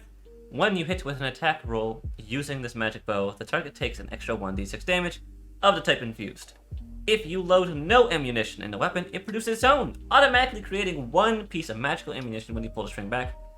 It vanishes the instant after it hits or misses the target, so you don't need ammo. Cool. Mm-hmm. It's just a good bow. Just a good bow. Emerald Pen. Wondrous, uncommon. This pen is tipped with an emerald nib and requires no ink to write. While holding this pen, you can cast illusory script at will, requiring no material components. I believe this one Detonate spell. Yeah, it's just you can magically write anywhere, right? Yeah, it's invisible ink basically. You can send secret messages. Yeah. Pretty good. And this is just one that has that built in. Mhm. Flail of Tiamat. How many flails were there too? This magical flail is made in the image of Tiamat with 5 jagged heads shaped like the heads of different chromatic dragons. You gain a +3 to attack and damage rolls made with this flail. When you hit with an attack, using it, the target takes an extra 5d4 damage of your choice. With the following damage types, while holding the flail, you can use an action and speak command word, causing the heads to breathe multicolored flames in a 90-foot cone.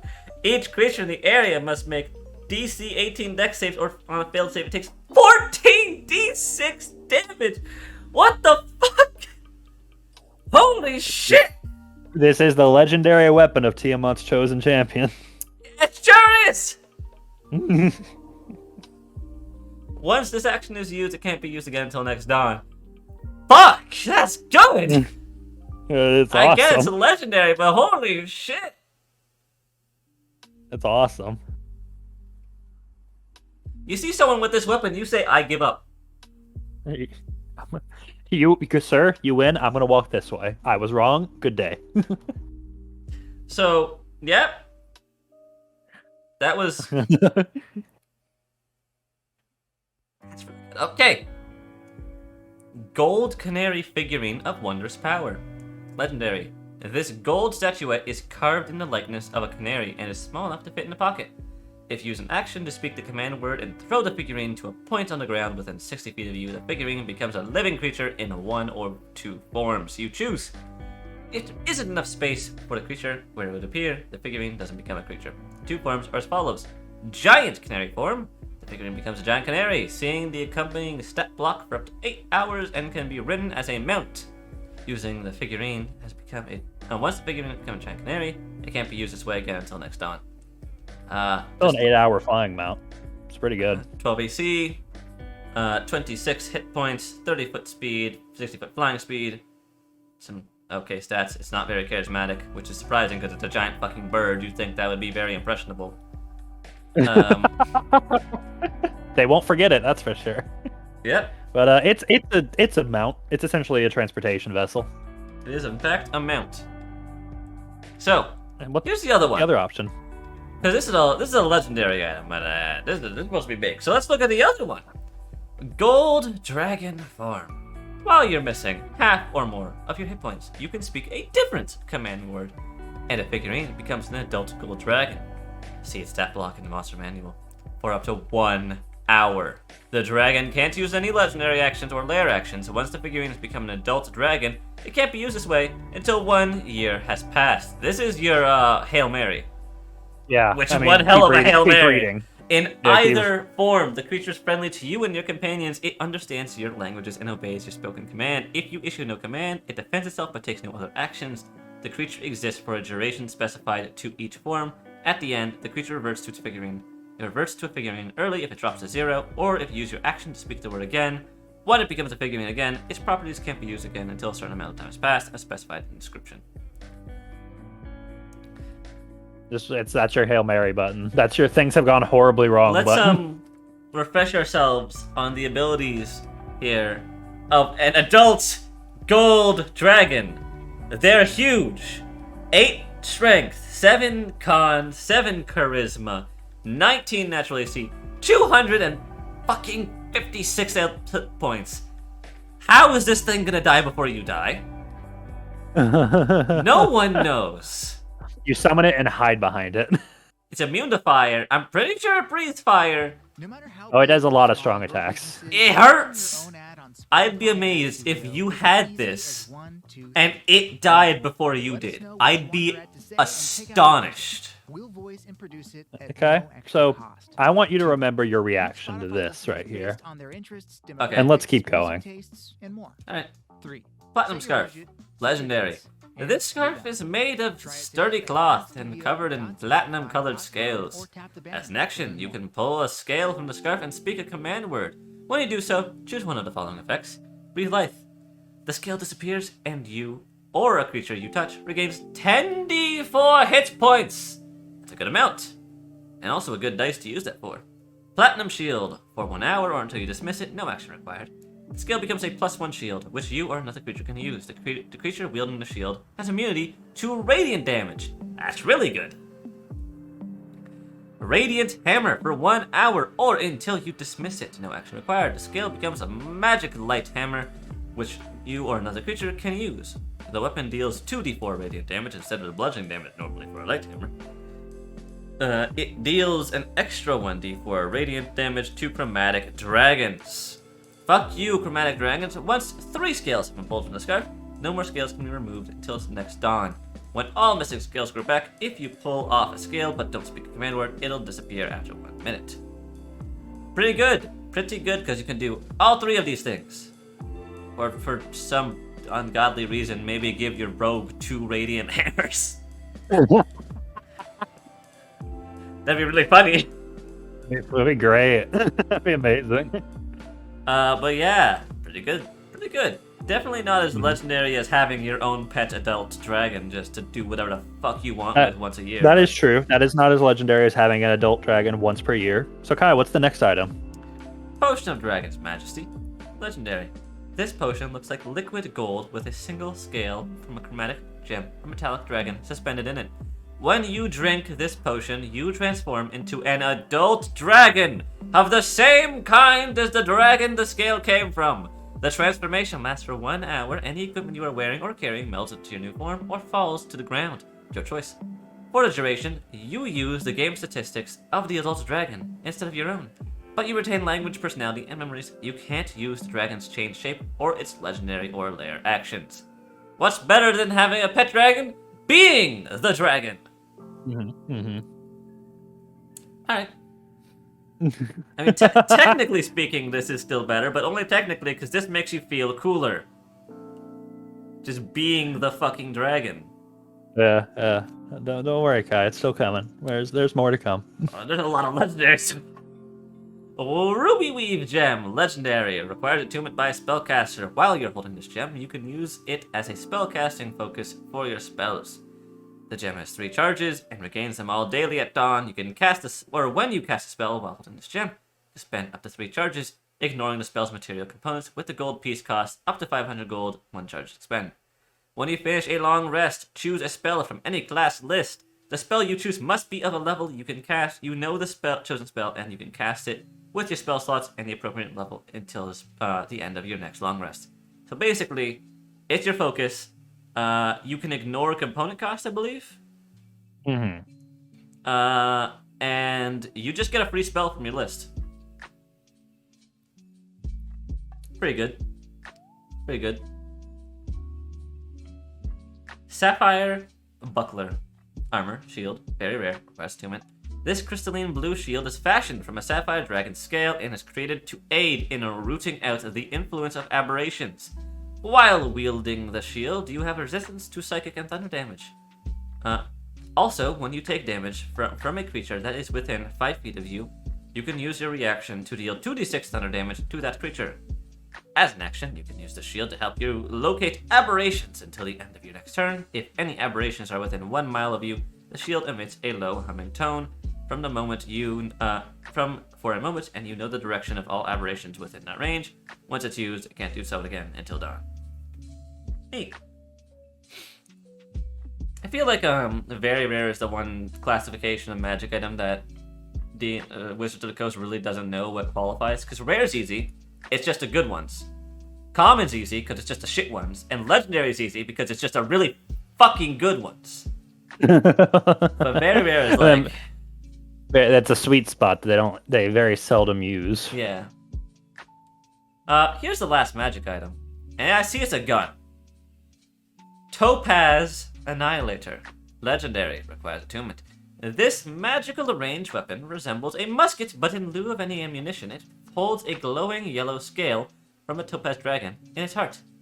The weapon has a normal range of 100 feet and a long range of 300.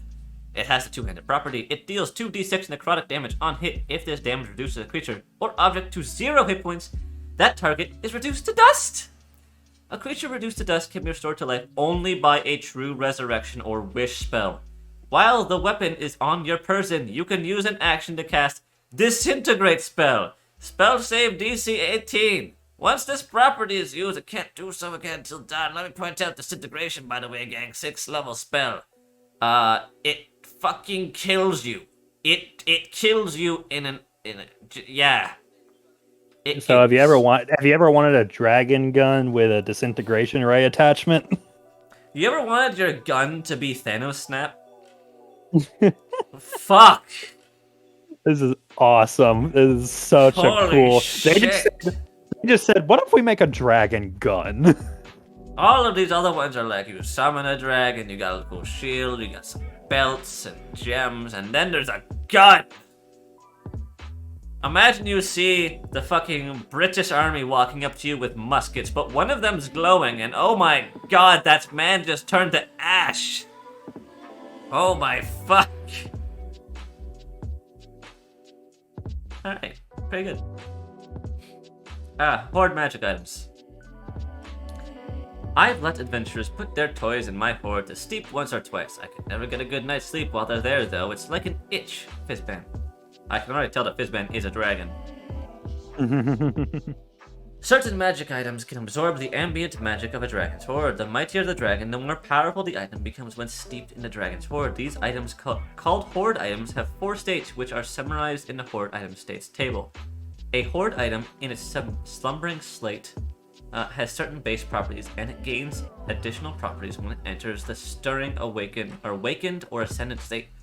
I'm gonna point out I think this is the coolest system they've added in the I entire had book. no idea you could do this with a dragon's horde, where you can just like have it loan a dragon an You item. haven't been able to before this. This wasn't a thing before this. It's like a fucking magic item bank. You're like, sir, can I pay you to keep this here and then take it out later? And he's like, sure. Like before this, dragon hordes were just that. It was like a dragon likes having stuff and stuff. This makes the horde an entity, like an actual magical entity. That's so cool. And obviously, the strength of the item depends on the age of the dragon horde, or dragon that has the horde. I believe that's what the young adult and ancient means. Increasing power! A horde item left to steep in the dragon's horde absorbs power from the horde. Older dragon's hordes are charged with more magic. Yeah, so the older the dragon, the more magic that goes into the item. Ordinarily, a horde item must steep in a dragon's horde for 1 year to reach the maximum possible state allowed by the age of the horde's dragon, as shown on the horde dragon slate table. For example, a horde item that steeps in a young dragon's horde for 1 year enters its stirring state, while one that steeps in an ancient dragon's horde enters for 1 year reaches the pinnacle of its power and enters its ascendant state. If there are 1 or more horde items steeping in a dragon's horde, the dragon is aware of them. So you can sneak 1 item in, but not 2? Mm-mm. Well, it says 1 or more. It knows if something has been put there. Okay. The dragon also knows what horde items are and what state slumbering, stirring, awakened, or ascendant each of them is in. Magic Dragon bank tellers is now just a thing. But instead of money, it's just items. Calls you up when your item's ready, like, sir, can you please pick up your sword? And deposit 4,000 gold.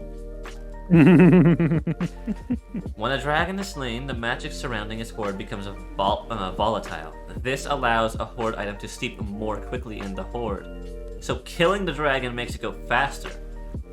Kind of.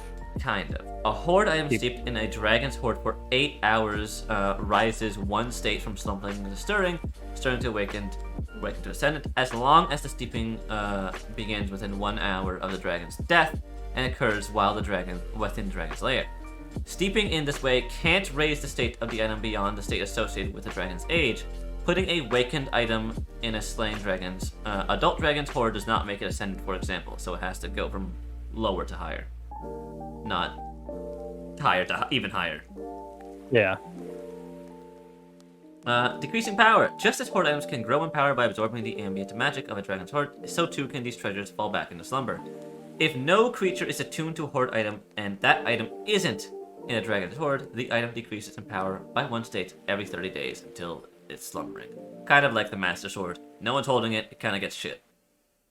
Yeah.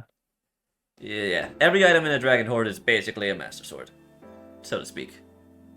Horde item quirks. Horde items often manifest strange qualities beyond their intended function, regardless of the state they're in. Roll once on the Draconic Quirks table to determine the quirk of a Horde item. So, when resting on the ground, the item points in the direction of the last Horde it's steeped in. The item's bearer can speak and understand Draconic. These are actually good. The item glows softly when within 60 feet of a dragon or another Horde item. It'd be really funny if you somehow didn't know that a dragon was 60 feet near you. How'd you not know? Yeah. I guess That'd be maybe a tiny Bahamut. I guess maybe Bahamut's just sneaking around. The item's bearer gains a swimming speed equal to the walking speed. The item's bearer has advantage on history checks. They just are smarter. The item's bearer has advantage on intimidation checks made against non-dragons. The item grants its bearer resistance to the damage type of the breath weapon of the last dragon whose horde the item steeped in. The dragon's bearer dreams of the dragon whose horde the item last steeped in. These are pretty cool. Just to have a passive effect. I like. Oh yeah. It definitely makes magic items even more fun in a unique way. So here's the actual Horde magic items themselves. There we go! More shit! Horde items are presented here in alphabetical order, yada yada. So, Dragon's Wrath weapon. Any rarity varies, requires attunement. This weapon is decorated with dragon heads, claws, wings, scales, or draconic letters. When it's steeped in a dragon's horde, it absorbs the energy of the dragon's breath weapon and deals damage of that type with its special properties. Slumbering. Whenever you roll a 20 on attack with this weapon, each creature of your choice within 5 feet takes 5 damage. Just a flat 5 of the type dealt by the dragon's breath weapon. That's just good. Alright. Unavoidable. I mean, it's a 20, obviously, so it's still a crit. So it feels rewarded, but, you know, a flat 5 is good.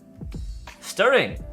Makes it rare. The stirring weapon has a slumbering property. In addition, you gain a +1 bonus to attacks and damage rolls made using the weapon. On a hit, the weapon deals an extra 1d6 damage type dependent on the dragon's breath weapon. So it's just a good strong weapon. Wakened. The Wakened weapon has the... Wait, do they get all of these, or... I mean, does a stirring weapon get the uncommon property too? It'll tell you. Oh, will it? The Wakened weapon has the slumbering properties. That's right. And it improves on the stirring properties. The bonus attack, the damage roll increases to 2. The extra damage dealt by the weapon increases to 2d6. As an action, you can unleash a 30-foot cone of destructive energy from the weapon. Each creature in that area must make a DC 16 dexterity saving throw, taking 8d6 damage of that type dealt by the dragon's breath weapon on a failed save. Not as much of a success. Can't be used again until dawn. And then there's Ascendant. The Ascendant's weapon has slumbering. It improves on stirring and waken properties. The bonus attack and damage rolls increases to a +3. Extra damage is 3d6. The cone of destructive energy the weapon creates increases to 60 feet. The DC increases to 18, and the damage increases to 12d6. That's cool. That's cool. Mm-hmm. I can definitely see just an adventure based around this, where you go from Dragon Horde to Dragon Horde, and having to slay dragons to sort of make it stronger and stronger. Kind of like a hero's weapon sort of deal. Yeah. There's a cool quest line you can do there. It's a lot of fun, and let's look at the start. Very nice. Very nice. I didn't miss... Yeah, no, the last one was that guy. Pretty neat. Dragon Touched Focus. Wondrous item. Rarity varies. Requires attunement by a spellcaster. So, this wondrous item can be a scepter, orb, amulet, crystal, or another finely crafted object. It typically incorporates imagery of dragon wings, claws, teeth, or scales. So you're slumbering. Advantage on initiative. While you're holding the focus, it can function as a spellcasting focus for all your spells. Yep, it's just a spellcasting focus with advantage on initiative. Still good for uncommon. Stirring. It gets the slumbering properties and gains an additional property determined by the family of the dragon in whose horde it became stirring. Chromatic. Whenever you use a spell slot to cast a spell that deals acid, cold, fire, lightning, or poison damage, roll a d6 and gain the bonus equal to the number rolled on one of the spell's damage rolls. Pretty good. Gem, whenever you use a spell slot to cast a spell, you can immediately teleport to an unoccupied space you can see within 15 feet of you. That's good too. When a creature you can see within 30 feet of you makes a saving throw, you can use a reaction to give that creature advantage on the saving throw. That's also good. Wakened. The Wakened spell thing has the same slumbering and stirring properties, and while you're holding the Awakened focus, you can use it to cast certain spells. Once the item is used to cast a given spell, it can't be used again until dawn. Spells are determined by the family of the dragon whose it became awakened. An asterisk indicates a new spell that appeared earlier in this chapter. So the Chromatic get Hold Monster and the Rhymes Binding Ice. Gem gets Rary's Telepathic Bond. Didn't know about that one. And the Psychic Lance. And the Metallic gets the Platinum Shield and Legend Lore. Legend Lore's a good one. I've used that. And then I got the last one. Ascendant. The Ascendant focus has the Slumbering, Stirring, and Wakened properties. In addition, when you cast a spell slot of first level or higher, so just any spell slot that isn't cantrip, or you can treat the spell as if it were cast using a 9th level spell slot. Okay! Yeah. Once this spell property is used, it can't be used again until dawn. Oh! You essentially have an extra 9th level spell slot. Okay! Well, I mean, the only time I guess this isn't useful is for actually your 9th level spells, but anything else can then be a 9th level spell. So, you know. I mean, it's also useful for your 9th level spells because you can use it on them without using a 9th level spell slot. So you can cast 2 9th level spells in a day. Yeah. Yep. Alright. That one's strong. Alright, yeah. Dragon That one's cool. Vessel. That was awesome. One. Hey, Kai, Dragon Vessel is my favorite thing in this entire book, Oh, and boy. you're going to find out why soon. Let's see if I can... Okay, there we go. The Dragon Vessel. Wondrous item. Rarity varies. This vessel can be a potion bottle, drinking horn, or other container meant to hold a liquid. Slumbering. As a bonus action, if the vessel is empty, you can speak the command word to fill the vessel with one of the following your choice. Ale, olive oil, a potion of healing, a potion of climbing. One of these is not like the other. Once this property is used, it can't be used again until dawn. The potion you create in this way loses its magical properties if it isn't imbibed within 24 hours, so you better drink it. Fun. Stirring. An additional option. In addition to the option for the slumbering vessel, you can fill the stirring vessel with mead, a potion of fire breath, or a potion of healing greater. Then there's wakened. In addition to the option for the slumbering or stirring vessel, you can fill it with wine, flying potion, or potion of healing superior, and then ascendant lets you fill it with whiskey, potion of healing supreme, or a potion of dragon's majesty. So you can, yeah. Know what that means, Kai? Turn into a dragon every day. Yeah. Yeah, baby. This is, really good. Alright! That's super duper good. I'm gonna be honest, probably the best one there. Every day, you have a potion that turns you into a fucking dragon. Alright. Last item. Scaled Ornament. This ornament can be a jewelry, a cloak, or another wearable accessory. It appears to be fashioned from a dragon's scale, tooth, or claw, or it incorporates images in those shapes. Slumbering, with advantage on saving throws to avoid being charmed or frightened, or to end those conditions. Stirring. You gain a +1 bonus to AC, and you can't be charmed or frightened.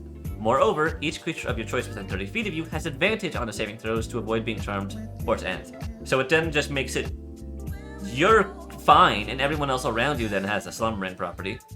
Wakened, in addition, so first off, has the stirring property. In addition, when you would take damage of the type dealt by the breath of the dragon in which whose sword blah, blah. Same damage type as what it was steeped in. You can use a reaction to take no damage and regain hit points equal to the damage type you would have taken. Once it's used, can't be used again until next dawn. Goddamn, you just heal. You just heal from it. You just open yourself to a fire breath and be like, damn, I'm at full health now. You're like, hit me, baby. And that's not even the Ascendant one. Ascendant has the Stirring and Awakened properties. And while you're wearing the Ornament, you gain flying speed equal to your walking speed. You can hover. While you're flying using this speed, spectral dragon wings appear on your back. I feel like that end bit's a little bit lackluster, but still good because it's permanent flight. I mean, Kai, these are the only, like, these 4 are the only Horde items we've gotten, but they're so cool. Fucking god, I would love to have any of these. Any of these. I think actually this is the only instance I've ever seen of just healing from taking damage, because you can have so many things that give you immunity. You have so many things that might let you roll a D thing or give you like a cure wounds or whatever. But this is the only one where they roll damage and you get that as healing. That I've seen. Yeah. That's so good.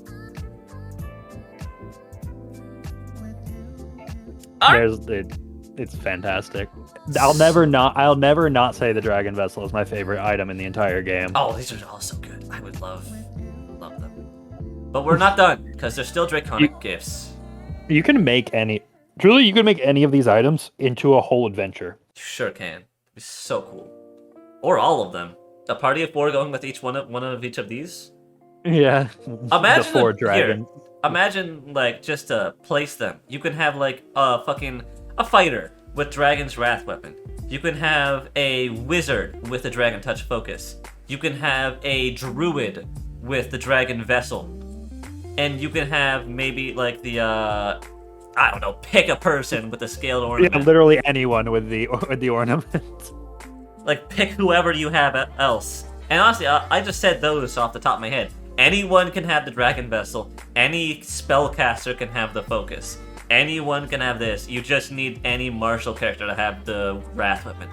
You could make a whole party and a cool-ass adventure out of a group of people going around fighting like tyrant dragons, slaying them to free towns, and upgrading their weapons to fight even deadlier dragons.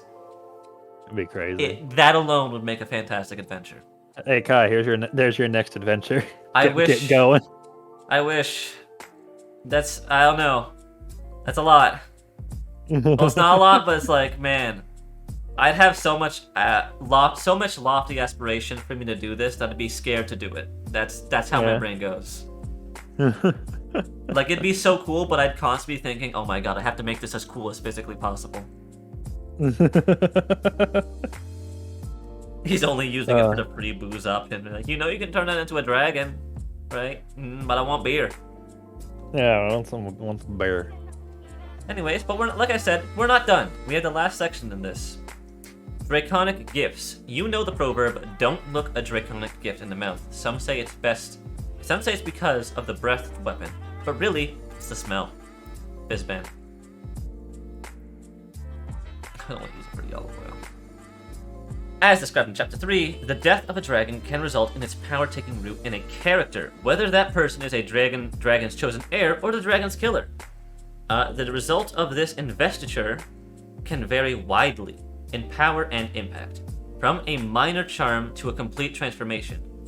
Sometimes a draconic gift has an obvious visual manifestation, such as when a dragon is transformed into a Dragonborn. Or a character, sorry, not dragon. Other gifts are invisible, but no less potent. But on some worlds, the investiture of a draconic power is accompanied by some kind of physical manifestation, especially if it's derived from slaying a dragon. It might be small and easily hidden, but those who know to look can usually identify a dragon slayer, or another character who carries a draconic gift by a telltale sign. The draconic mark table suggests some possibilities of what these marks might look like. God, if only this came out and I could have... I mean, I know that Ava's already got a fuck ton, but she's a dragon slayer. Draconic marks. One or both of the character's eyes change color to resemble the dragon's eyes or scales. The character's hair or a streak of it changes color to match the color of the dragon's scales. A mark like a stylized dragon eye or claw appears on the body, or patches of scales appear on the character's body, typically on the neck, shoulders, or forearms. Yeah, you really did pull the trigger on the dragon-based character slightly too early, huh? Darn shame. At least my next character has a dragon mark, so it's not too late. Those are still around. Those are still cool. Look, there's so much dragon stuff in every character that you couldn't put in any character. You can go all in, or even just have a little tidbit, because there's already so many things previously. Various items, various subclasses, various races that don't even have to be Dragonborn or Kobold to make use of. Man, I'm still sad that Kobold didn't get published. I'm sorry. The new one. It was good. It was cool. Draconic gift description. Some of the less common Draconic gifts I've seen bestowed include chubby cheeks and adorable nature, the ability to blow immaculate smoke rings, and the innate sense of when your egg is perfectly soft-boiled. I wouldn't mind that last one myself. Fizban. Hey, full deck. There's the one for your chef character. Fizban himself. Just being able to know when your egg is perfectly soft-boiled. The Draconic gift detailed in this section have rarities like magic items. The rarity of the Draconic gift corresponds roughly to the age category of the dragon that bestowed it, as shown in the Draconic gift. Or is it Daniel doing it? Yeah, it's Daniel. My bad. But they both have green names. It's both perfectly green. But don't worry, Full Deck will change his name every week, so. Okay. Change his color, I mean. You can use a more common Draconic gift for an older dragon, but exercise caution going in the other direction. Very rare and legendary Draconic gifts can unbalance the game if they're given to lower level characters, so don't fucking go crazy. Wormling is uncommon, Young is rare, Adult is very rare, Ancient is legendary, as you might expect. There's just none for common because I'm gonna be honest, there's no such thing as a common dragon. Maybe just a Dragonborn if you kill one, but that just gives you a bounty. Or a grudge. Alright. Draconic gift uncommon. Draconic Familiar. You gain the aid of a Draconic Familiar, which might be a splinter of the consciousness of a dragon that invested you with power. You can cast Find Familiar when you cast a spell in this way, as a ritual without using a bonus. When you cast it this way, it takes the form of a pseudo-dragon. When you take an action on your turn, you can forego one of your own attacks to allow your pseudo-dragon to make one. So you basically just get a free... By killing a Wormling, you get a free Find Familiar pseudo-dragon. Or if the Wormling wasn't killed and just liked you, and when it died, I don't know. Taken before it's time. Well, it doesn't have to die to give you these things. I thought... Oh, okay. It can just gift it to you if it likes you. Yeah. Draconic Rebirth. You become a Dragonborn. Alright. You replace the racial trait of your original race with the traits of a chromatic, gem, or metallic Dragonborn. Detailed in this book. The kind of Dragonborn you become matches the family of the dragon. That is the source of this gift. You can keep any skill proficiencies you gained from your previous race, or gain the proficiency in 2 skills of your choice. So, Kai, what would you do if you were just playing in my campaign, and you did a great deed, and this dragon, this benevolent dragon, looked down at you and said, "Would you like me to bestow upon you my draconic gift as a reward?" And you're like, "Yes, that sounds awesome." And I said, "You're a dragonborn now." I'm gonna be honest, I'd be a bit pissed. I said the same thing. Dragonborn suck. The new ones are super good, but I'm making this character. I've made this character. I'm playing this character. No. Yeah, no, that's my point. It's they suck. They're ugly. I hate their aesthetics. I just hate it because I know I'd not tap that. Is basically my... I know have spent so long designing this character, planning the race, the class, everything, and then you're like, all right, now you're this one. I'm like, what the fuck? Yeah, it's going through hey Parker, is this race okay? And then he's like, yeah, that's fine. On gate first session day, he's like, okay, you gotta change your race. And you're like, I wouldn't even say it's first session. That's you just did this for a Wormling or some shit. No. I just mean this is the same equivalent. Oh yeah. That's what it feels like. It really is. Yeah, you went through the entire process, got it approved, and it's all good to go. First day, change your race. What? It's so funny. Oh my god. I mean, it'd be funny so if you hate your race, but I don't know why you'd be playing that character. It's so because literally everyone chooses their race and they they choose their race purposefully. Like I don't can't think- imagine a single person in our group that would be okay with me suddenly changing their race Even permanently. like a casual player has probably spent the most amount of time just thinking about what the character's gonna look like. Yeah, And then you as the DM say, okay, now you're this. it's Get new art. Like, funny. unless you discuss this with your Yeah. player this- beforehand, this is such a dick move. To be clear, this is something you discuss beforehand if you use it. Yeah. It's really funny though. It's Otherwise, super if you go in with the uncommon gift, please just give them the familiar. you should, I think anyone would rather have the familiar. Alright. It's so funny. Draconic Senses.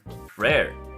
You gain Oh no! key- Wait, hold on, real quick. Here's an idea, random idea. But imagine someone's playing like the vanilla Dragonborn, and then you use the Draconic Rebirth to turn them into the new Dragonborn. That'd be cool. That'd be neat. It'd be cool, but then it'd be just like, why couldn't I be the Draconic, the new one, before? I know. It's just funny. Alright, Draconic Senses. You gain keen senses like a dragon. You get blind sight, just for free. Pretty good. And you have advantage on perception checks. Also good. Just permanent advantage on perception. I'm gonna be honest, that's really good. Echo of Dragon Sight. You have begun to extend your awareness beyond the single world of material plane that is your home. You can cast Contact Other Plane as a ritual. The entity you contact is a dragon on another world in a material plane, so its knowledge of your world might be limited. Also, this dragon is an echo of the dragon who is the source of the gift, which might affect its attitude and behavior towards you. So if it was an asshole who begrudgingly gave you this gift, the other guy might also be an asshole being like, why the fuck are you calling me? Whom the fuck? I don't understand how this is useful though. Like contacting dragons that live in other worlds that aren't yours. What would you use that for? Probably for information on different dragons because as we are aware, dragons are relatively the same on multiple different planes. So if you want information on a different dragon, you could use this to contact that other world and ask him about that dragon. It's such a roundabout thing to do. It really is, because I don't know why you didn't just ask the dragon you're talking to, but I guess maybe if Yeah. you had to kill the dragon you're talking to. But then it'd be like, why would the other guy like me? yeah, then the other guy hates you. So You killed me, fuck you! yeah. But yeah, there's that. Frightful Presence. Echoes... Oh, this is very rare. Echoes of a dragon might linger around you, and you can call on them to inspire fear in those who stand against you. As a bonus action, you can manifest your Frightful Presence.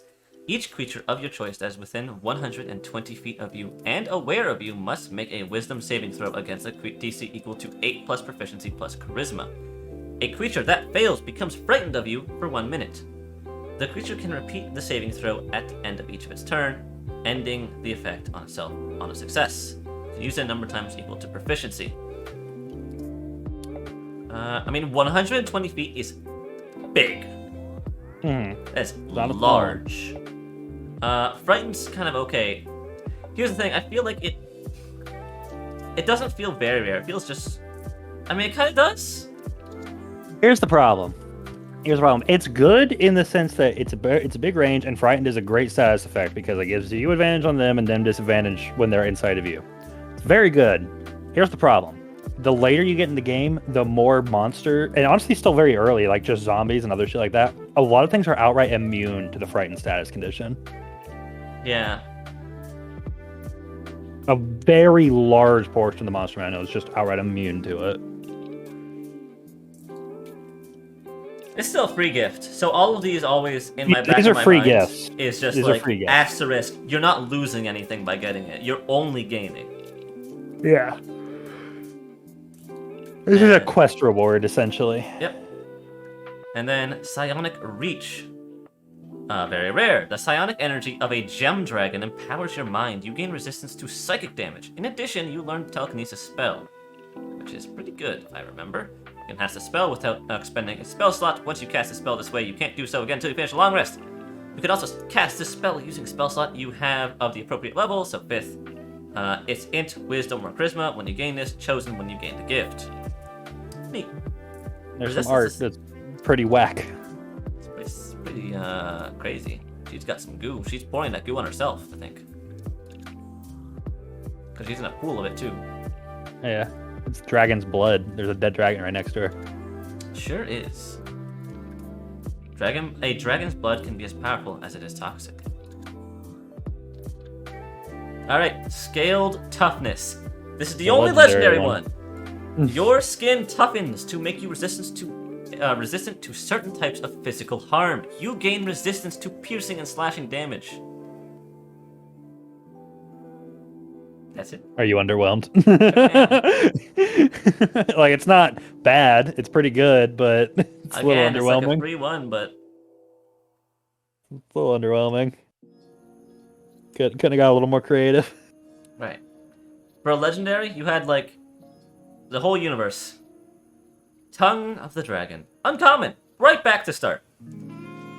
You gain some of the majestic presence of a dragon. You can speak, read, and write Draconic. As a bonus action, you can make your voice audible up to 300 feet away for 1 minute. You got a megaphone. And you have advantage on persuasion. That's pretty good. Pretty good. It's fun. Considering this is a uncommon one, just flat out advantage on all persuasions, like great for any party face character. Ah, yeah, this is great. This is an uncommon one. Honestly, like Slap it on your bard. That's incredible. This one, that one, and the rare one that gives you blind sight and perception might be the ones that really stick out to me. Because the other ones are kind of like the good. Although Silent Reach is also good. Freak telekinesis, yeah. Half of them are good, half of them are, but they're all gifts. They're all free. Yeah, and these are just recommendations to the DM. Mm-hmm. You can turn certain feats into Draconic gifts. All right. Good chapter. Fun. Good chapter. Fun chapter. Love the Horde items. Love the Horde items. So here are all the DM stuff, which I'm not really gonna. I'm gonna say this guy. Huh? Just skip it. Yeah, I assume so. Just skip it. Like, this is not something that will be super interesting to read on stream. Layers and hordes. If you want, I'll say this. Hey, if you want to stream, if you want to read that section, go buy the book. Go buy the book. It's a good book so far. Worth a lot of the stuff here. Yeah, you're still on it, by the way, so skip this part too. Oh, okay. You really don't need, like, you can look through the Draconomicon if you want to. That's the last thing I was curious of, because I don't know if there's anything else after this, right? Well, there is. The Draconomicon just gives you... The Draconomicon, to be clear, this is the lore section of all the kinds of dragons. Oh, so the bestiary. The bestiary is where I really wanted you to go. Like, if you're getting tired of it, like, if you're kind of, like, fading, go to the bestiary. Bestiary is insane. I'm not too tired. I just wanted to see... Like, this is legitimately, basically, lore on types of dragons and creating dragon personalities for different kinds of dragons. I see. Yeah, some maps. Here's all the maps too. Spells known. It's pretty neat. That's all I'm gonna do. I'm just gonna skim through it and take a look. See, got chapel. Wait, who's this for? Black Dragon Lair. Interesting. Swampy Lakes. Rashak. These guys are nasty. That guy's dying. Got a blue dragon. Hey, what's that?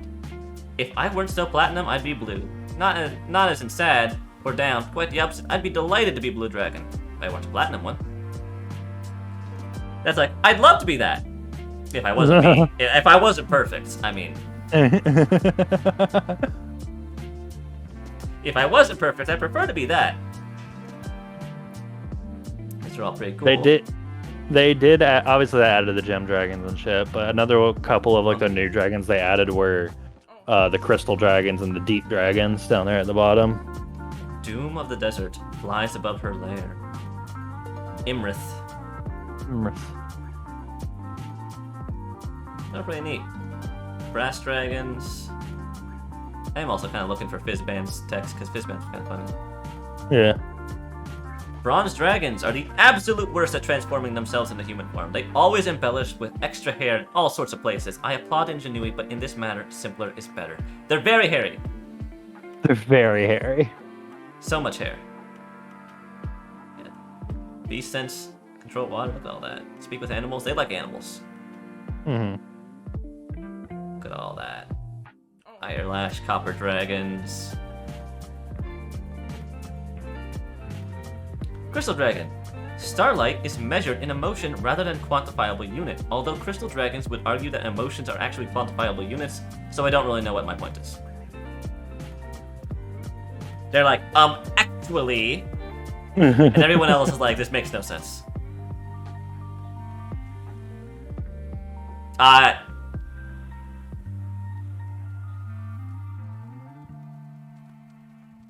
Gonna try that one. Give me a second. You're gonna try. So it sounded out. No matter how big or small your Sarin de la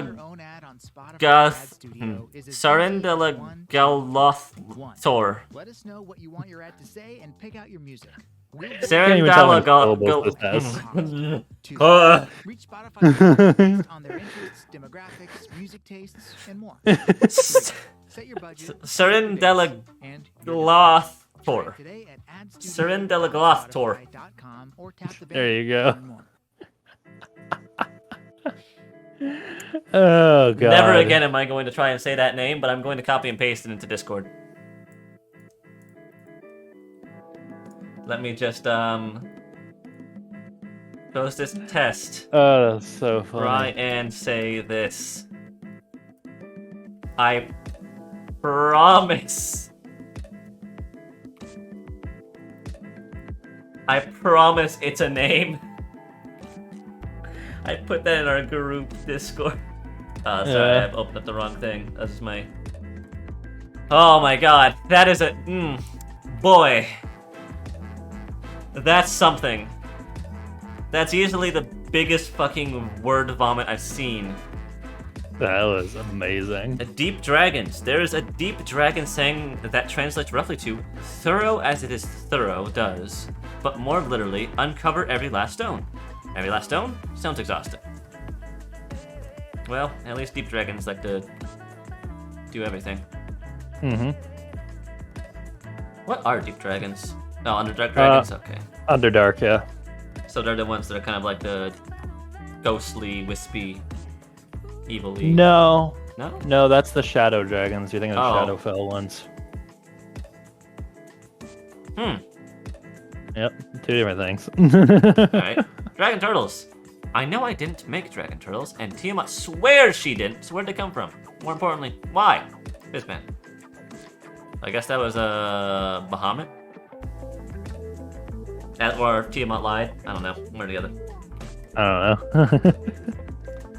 Who made Dragon Turtles? They just sort of happened. I like the idea of going to like the Queen of Evil Dragon and be like, was this you? And she's like, no, that wasn't me. I'd tell you if it was me. What? Alright, here we go. Draconomicon continued. We're almost there through the Draconomicon. I just wanted to keep going through some of these cool ones. It's nice just seeing all the ones. Emerald Dragons. Although Emerald Dragons are wise beyond telling, they usually answer questions with some vague jibber-jabber like, the answer lies within you. Frustrating! Fizban. So they're kind of fucking philosophical assholes. Mayhaps. Rowlethan. Neat. I like all of these. Pretty cool maps. They're pretty detailed good. too. Give you a nice side view so you can tell where you are and what's supposed to look like on the outside. Yeah. Fairy dragons. Say what you will about fairy dragons, but they know their pastries. Eclairs, macarons, cupcakes. Now I've gone and made myself hungry. Good thing I just ate dinner. Fizban. Fairy dragon lairs. They just go where fun is. So I guess do they really have a lair? Look at this guy. I guess they don't really have a lair, do they? They just sort of vibe out wherever it's best in the Fae. Gold dragons. Modrons have an inexplicable habit of mistaking gold dragons for their leader, Primus. The dragons don't mind, and the Modrons don't seem to mind, so why do I find it so offensive? It's bad. Say, the real treasure was the friends we made along the way, but completely serious. Yeah! They're the guys that actually think that that was the reward, and you're sitting there like, asshole, please, money. Look at that. Cool art. They got a whole waterfall, pavilion. They got decorated with pantry. Got their own food. Green dragons. In some way, the green dragon is most dragons. Pity that Tiamat gets credit for them. We're almost there. Oh, I can't wait to get to the Moonstone one.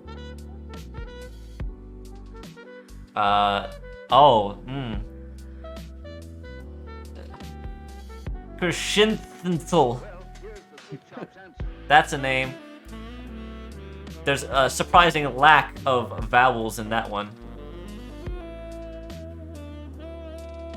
One can imagine the most preposterous things around a Moonstone Dragon, and then look around and realize one was not in fact imagining.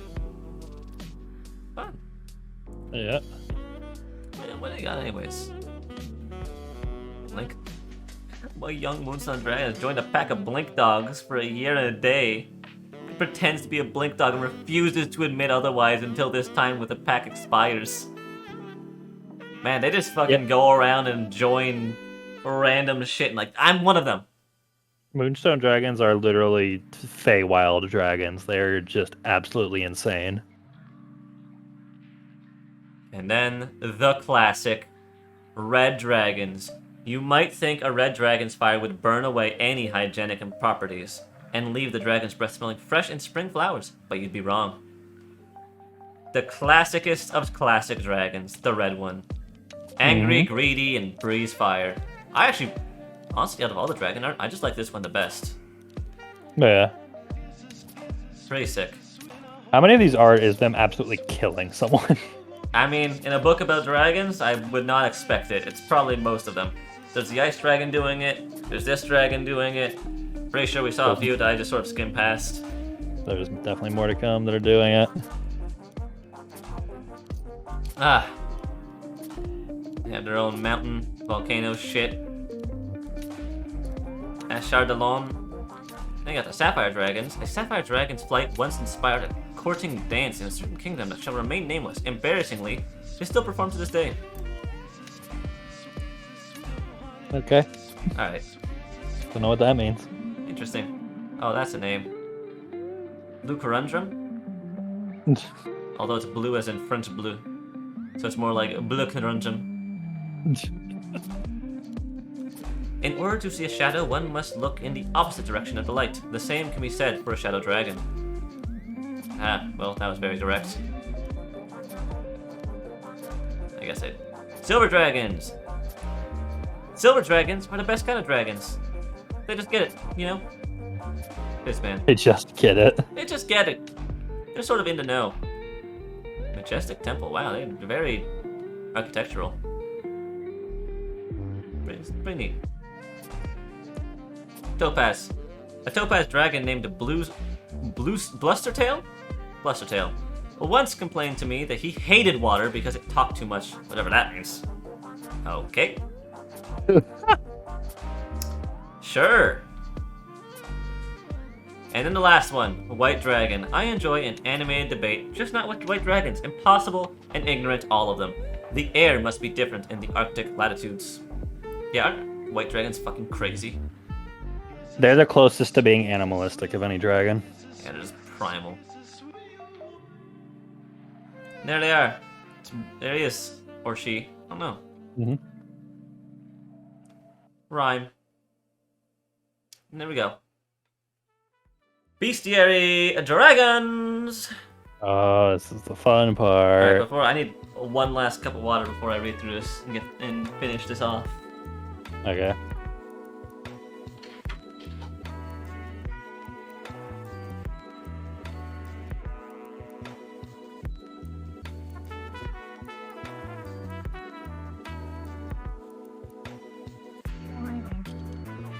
Hi there.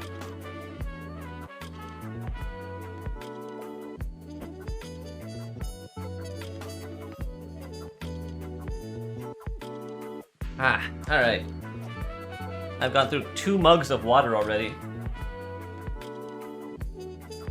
Alright, Across the material plane and beyond, draconic creatures appear in myriad varieties. This chapter introduces the family of gem dragons, cousins to chromatic and metallic dragons presented in the monster manual. It also includes additional creatures of the dragon type and creatures often associated with dragons or found in their lairs.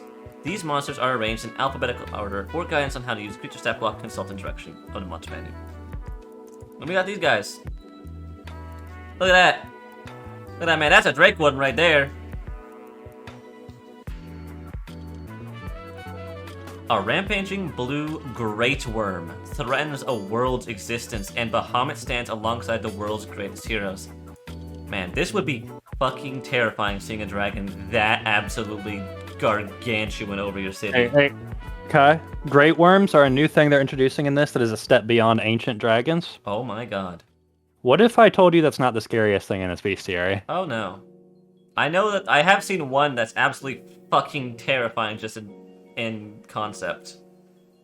Which one? I think it was like the psychic one that has a weird open mouth and all those tendrils.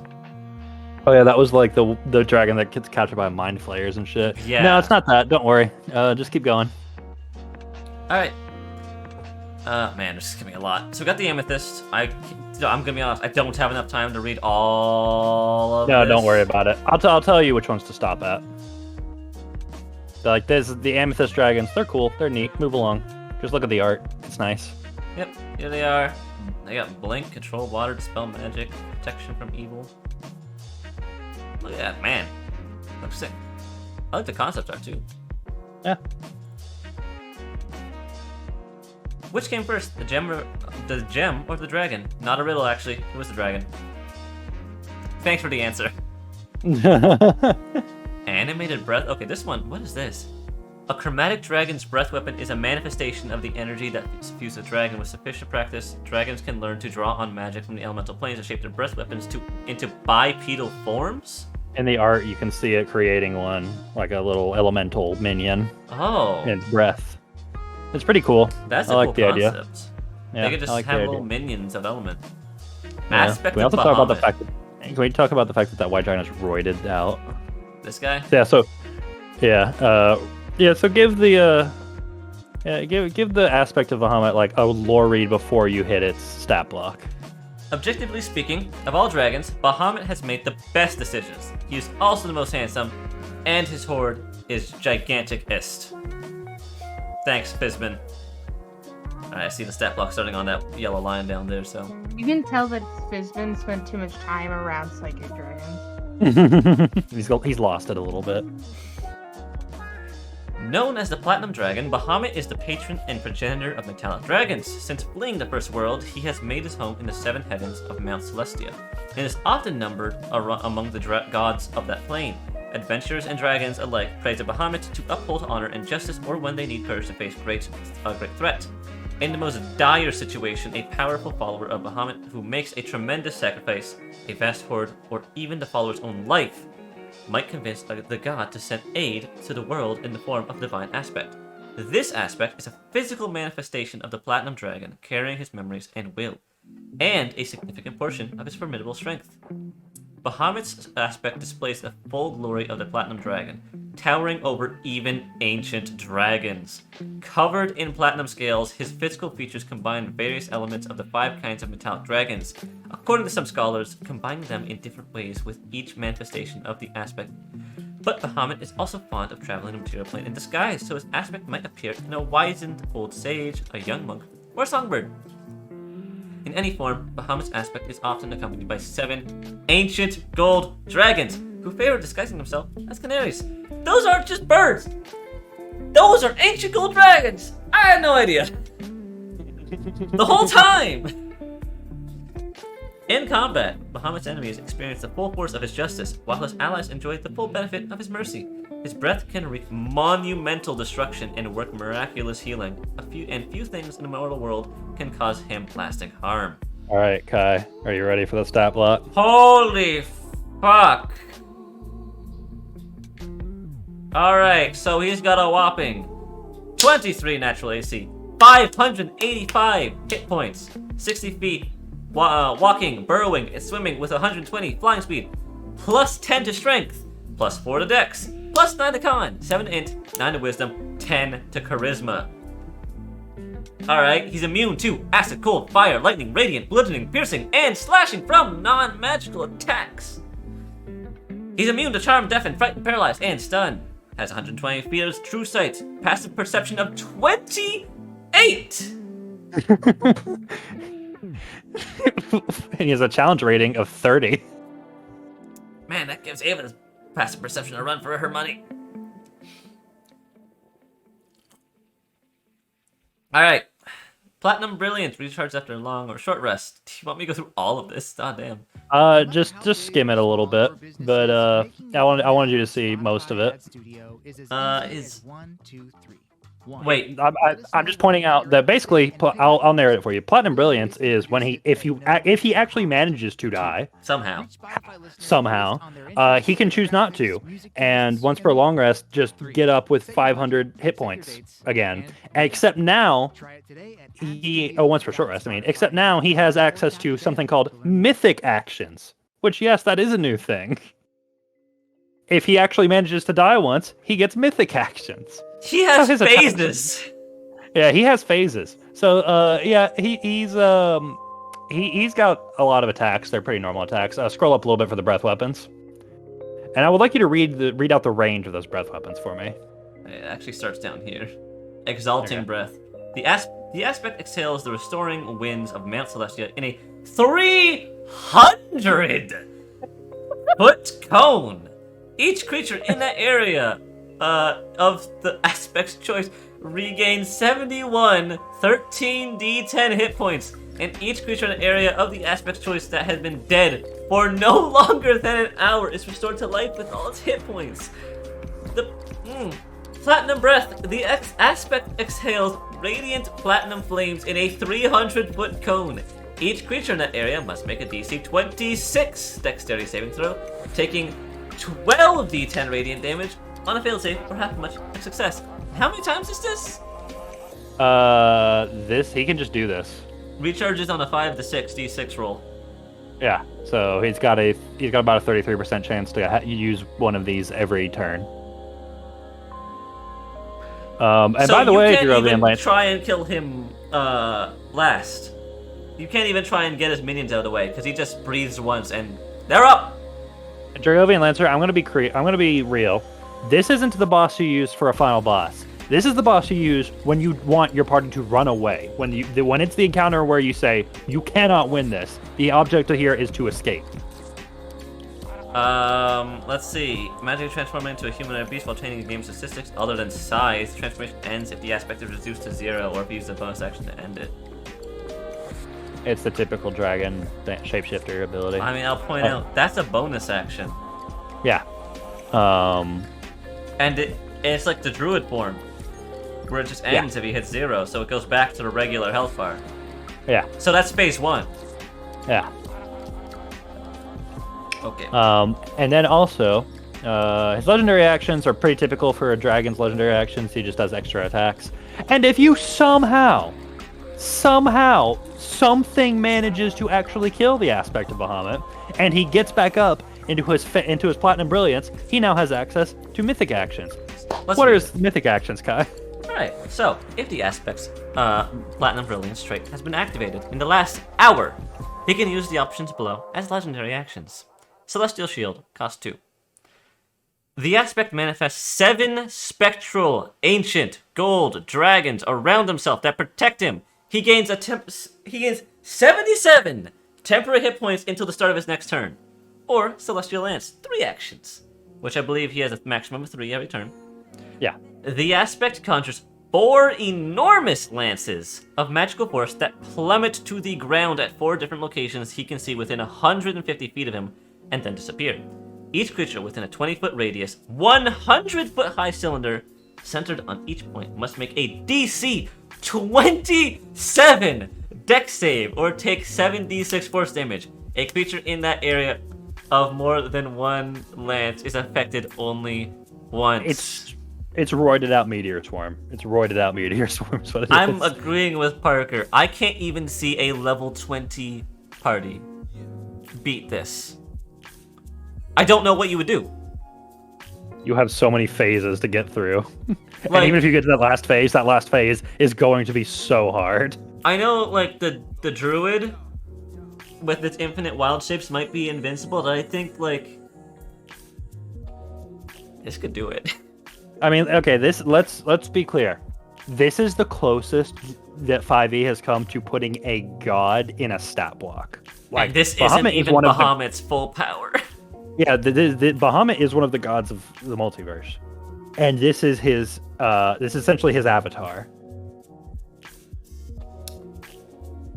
He has 3 faces, and this isn't even his strongest form. So Kai, up on the top left there, what comes after aspect of Bahamut? Well, there's Bahamut and there's Tiamat. Yeah. So you want to see what Tiamat looks like? That's A lot of it's going to be similar, so you can kind of skim. But I mean, I already know about all this. yeah, Tiamat's evil. Shocking. Crazy. 20. Let me just compare it actually. So this is yeah, it's pretty much the same. I think this has a little less health, same speeds, same strength, more con, less charisma. So you got all that. I'm pretty sure it has all the same immunities because it's pretty much the same. Chromatic Wrath, the function is essentially the same as the Platinum one. All right. It must be just... Also, And 300-foot cone, 11d12 type damage that she chooses. The Flame Breath, her Chromatic Breath is more damage. Oh, is it more? Oh, it's more damage. Oh, that's more damage. Okay. Yeah, this can one-shot anyone. And she has different mythic actions. Let's go through this. Hurl through Avernus. The aspect targets a creature she is grappling. The creature must succeed on a DC 25 Charisma save or take 8d10 psychic damage and be banished to Avernus, the first layer of the 9 hells.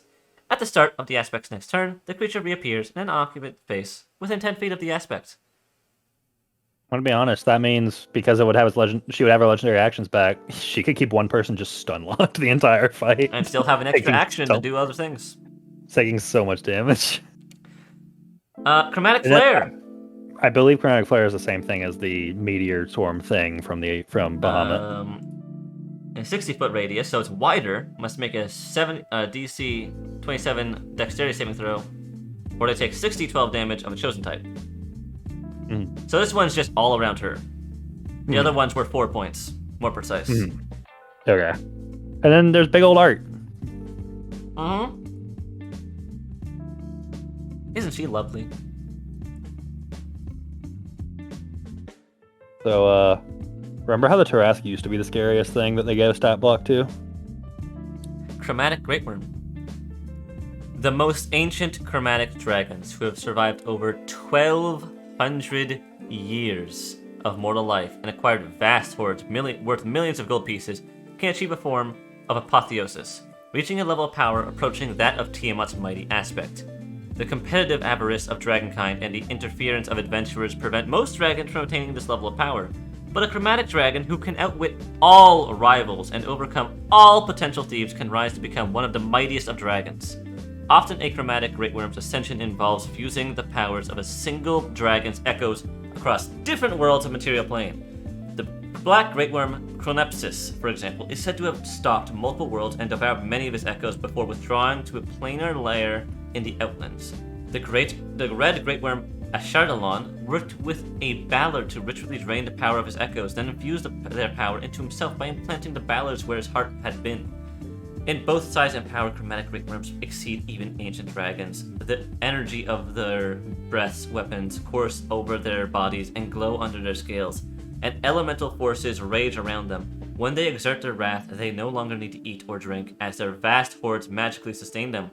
And their power can raise a city to the ground, destroying buildings and defenders alike. What happens if you were like a scientist this whole time in the material plane and you're like, man, ancient dragons, they're scary, big, strong. Then one day you're peering out in your magical telescope and you're like, what's that? Why We is got it some bigger? art. We got some art to accompany it if you scroll down past the stat block. He big. That's big. That's a city next to him. That That's a city's city. about the size of his toe. That building right there, it probably goes up to his toe. That tower may be up to like one of his legs. Imagine him him putting his wings out. The wing covers the tower. The wing covers the sky. But yeah, in terms of the stat blocks, these are just like a very small step down from Tiamat and Bahamut. I think they're CR 27. Yeah. They have this about a little less armor, a little less health, the same strength and con. Yeah. I I think it's very heavily implied that Bahamut and Tiamat are great worms. Seems like it. Or stronger, because the aspect was stronger than this, and that was reduced, right? Yeah. So that means they would be stronger than a great worm. Yeah, that means their avatars are great worms, basically. They themselves are even above that. That's insane. Yeah, but this is essentially the same thing, just numbers tuned down a little more. Yeah, Slightly. Slightly. You're still equally as fucked. Yeah. Crystal dragons. Shimmering with the radiant energy and brimming with life. Yeah. Crystal dragons enjoy psionics like shit. Yeah, I'll be honest. You could just scroll through, see some art, and then go to the next page. I had Crystal Dragon read my fortune bunch. A lot of cod swallop and poppycock. To be sure, except for the part where he said I'd forget what he told me. That was impressively accurate. Alright, fair enough. Well, it's kind of small. Pretty cool. There's a little baby. Isn't that thing that we like, B? Mm-hmm. Oh, it does. Oh my god, there's so many in this. Okay, I'm gonna skip some of the ones I right now. The ultimate paradox, some deep dragons are actually very shallow. What the fuck? Is that a... What is this? Is that a deep dragon? Or is that something else? That's the head of a deep dragon. Oh, I was like, is that like a fish? Ah, there he is. Oh, god. That's a young one. Draco Hydra, love these guys. I once spent months trying to teach a Draco Hydra to perform a 16-bar, 5-part harmony. The singing didn't take, but the image of all its heads wearing the little hats and mustaches I gave them still tickles me to this day. Yeah, these guys are wild. They're pretty cool. I like Hydras. They're probably my favorite of the dragon mythology. There are many Tiamats. And Draconian Dreadnought. Jeez, these guys are... Man. Freaky. Draconians are like slightly humanoid soldiers for powerful dragons. Yeah, foot soldier here. Infiltrator here. So that's a gremlin. Mage. Mastermind. It's like a bald idiot. What is this? Gem Dragon's will cycle powers when power the perish. The force of the dragon's will and mind sometimes refuses to pass on. This essence lingers in the form of psychic criminal called a Draconic Shard. Resembles a shimmering spectral image of a dragon. More often, though, the shard inhabits the object of a gem dragon poured psychic power into, a weapon or other item. So basically, it's like a soul remnant that you can put into stuff like magic items. This would be a cool patron for a Hexblade Warlock. Sure would. And maybe the only deal you make is that the gem dragon wants you to kill whoever killed it. Mm-hmm. We'll voice and produce it at no extra cost. Dragon Blood Ooze. What to say about the Dragon Blood Ooze? I could comment on the bad blood between me and Tiamat. I might observe that its creator originally intended a blood sausage recipe, but perhaps I shall simply say, you ooze, you lose. Nasty. What are these? I guess it's just dragon blood. A large dragon blood. Oh god, a golem. Did not know this was a thing, but I guess technically speaking, yeah, I guess it could be. Yeah. Nothing stopping it from being a thing. Just real scared to go to a museum with dragons in it. Hey, Dragonborn champion.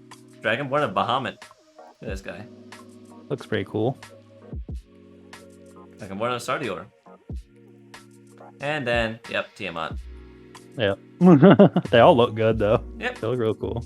Dragon flesh grafters. The best way to identify one of these grafters is if you see someone running around chanting, "Look at me! I'm a dragon! I'm a dragon!" Ava? Okay. I don't scream that. Okay. Say it quietly.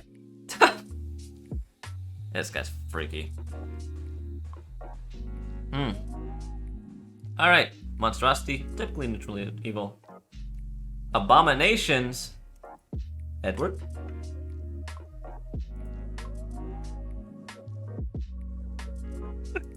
Yeah? Just a dragon with hair.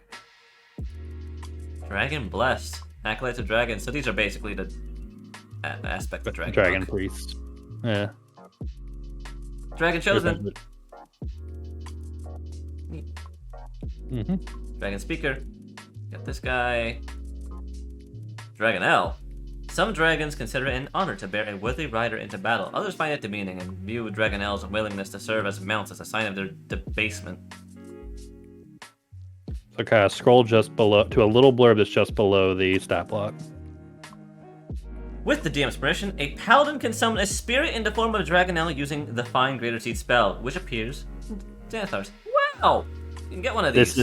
This is absolutely a Fine Greater Steed option now. And it fits. It's on par with the power level of the other ones. And this is what I was talking about when I said the Dragon Lance has another combo in this that would work better than the Ranger. Pretty sick. These guys are pretty neat. Also, Kai, remember how they try to keep you from flying on the what's it called, the Drake Warden, until like level 15 because they're like any sooner than that's a little strong. So bards can get Fine Greater Seed at level 10. Man, that bard is going to be fucking awesome.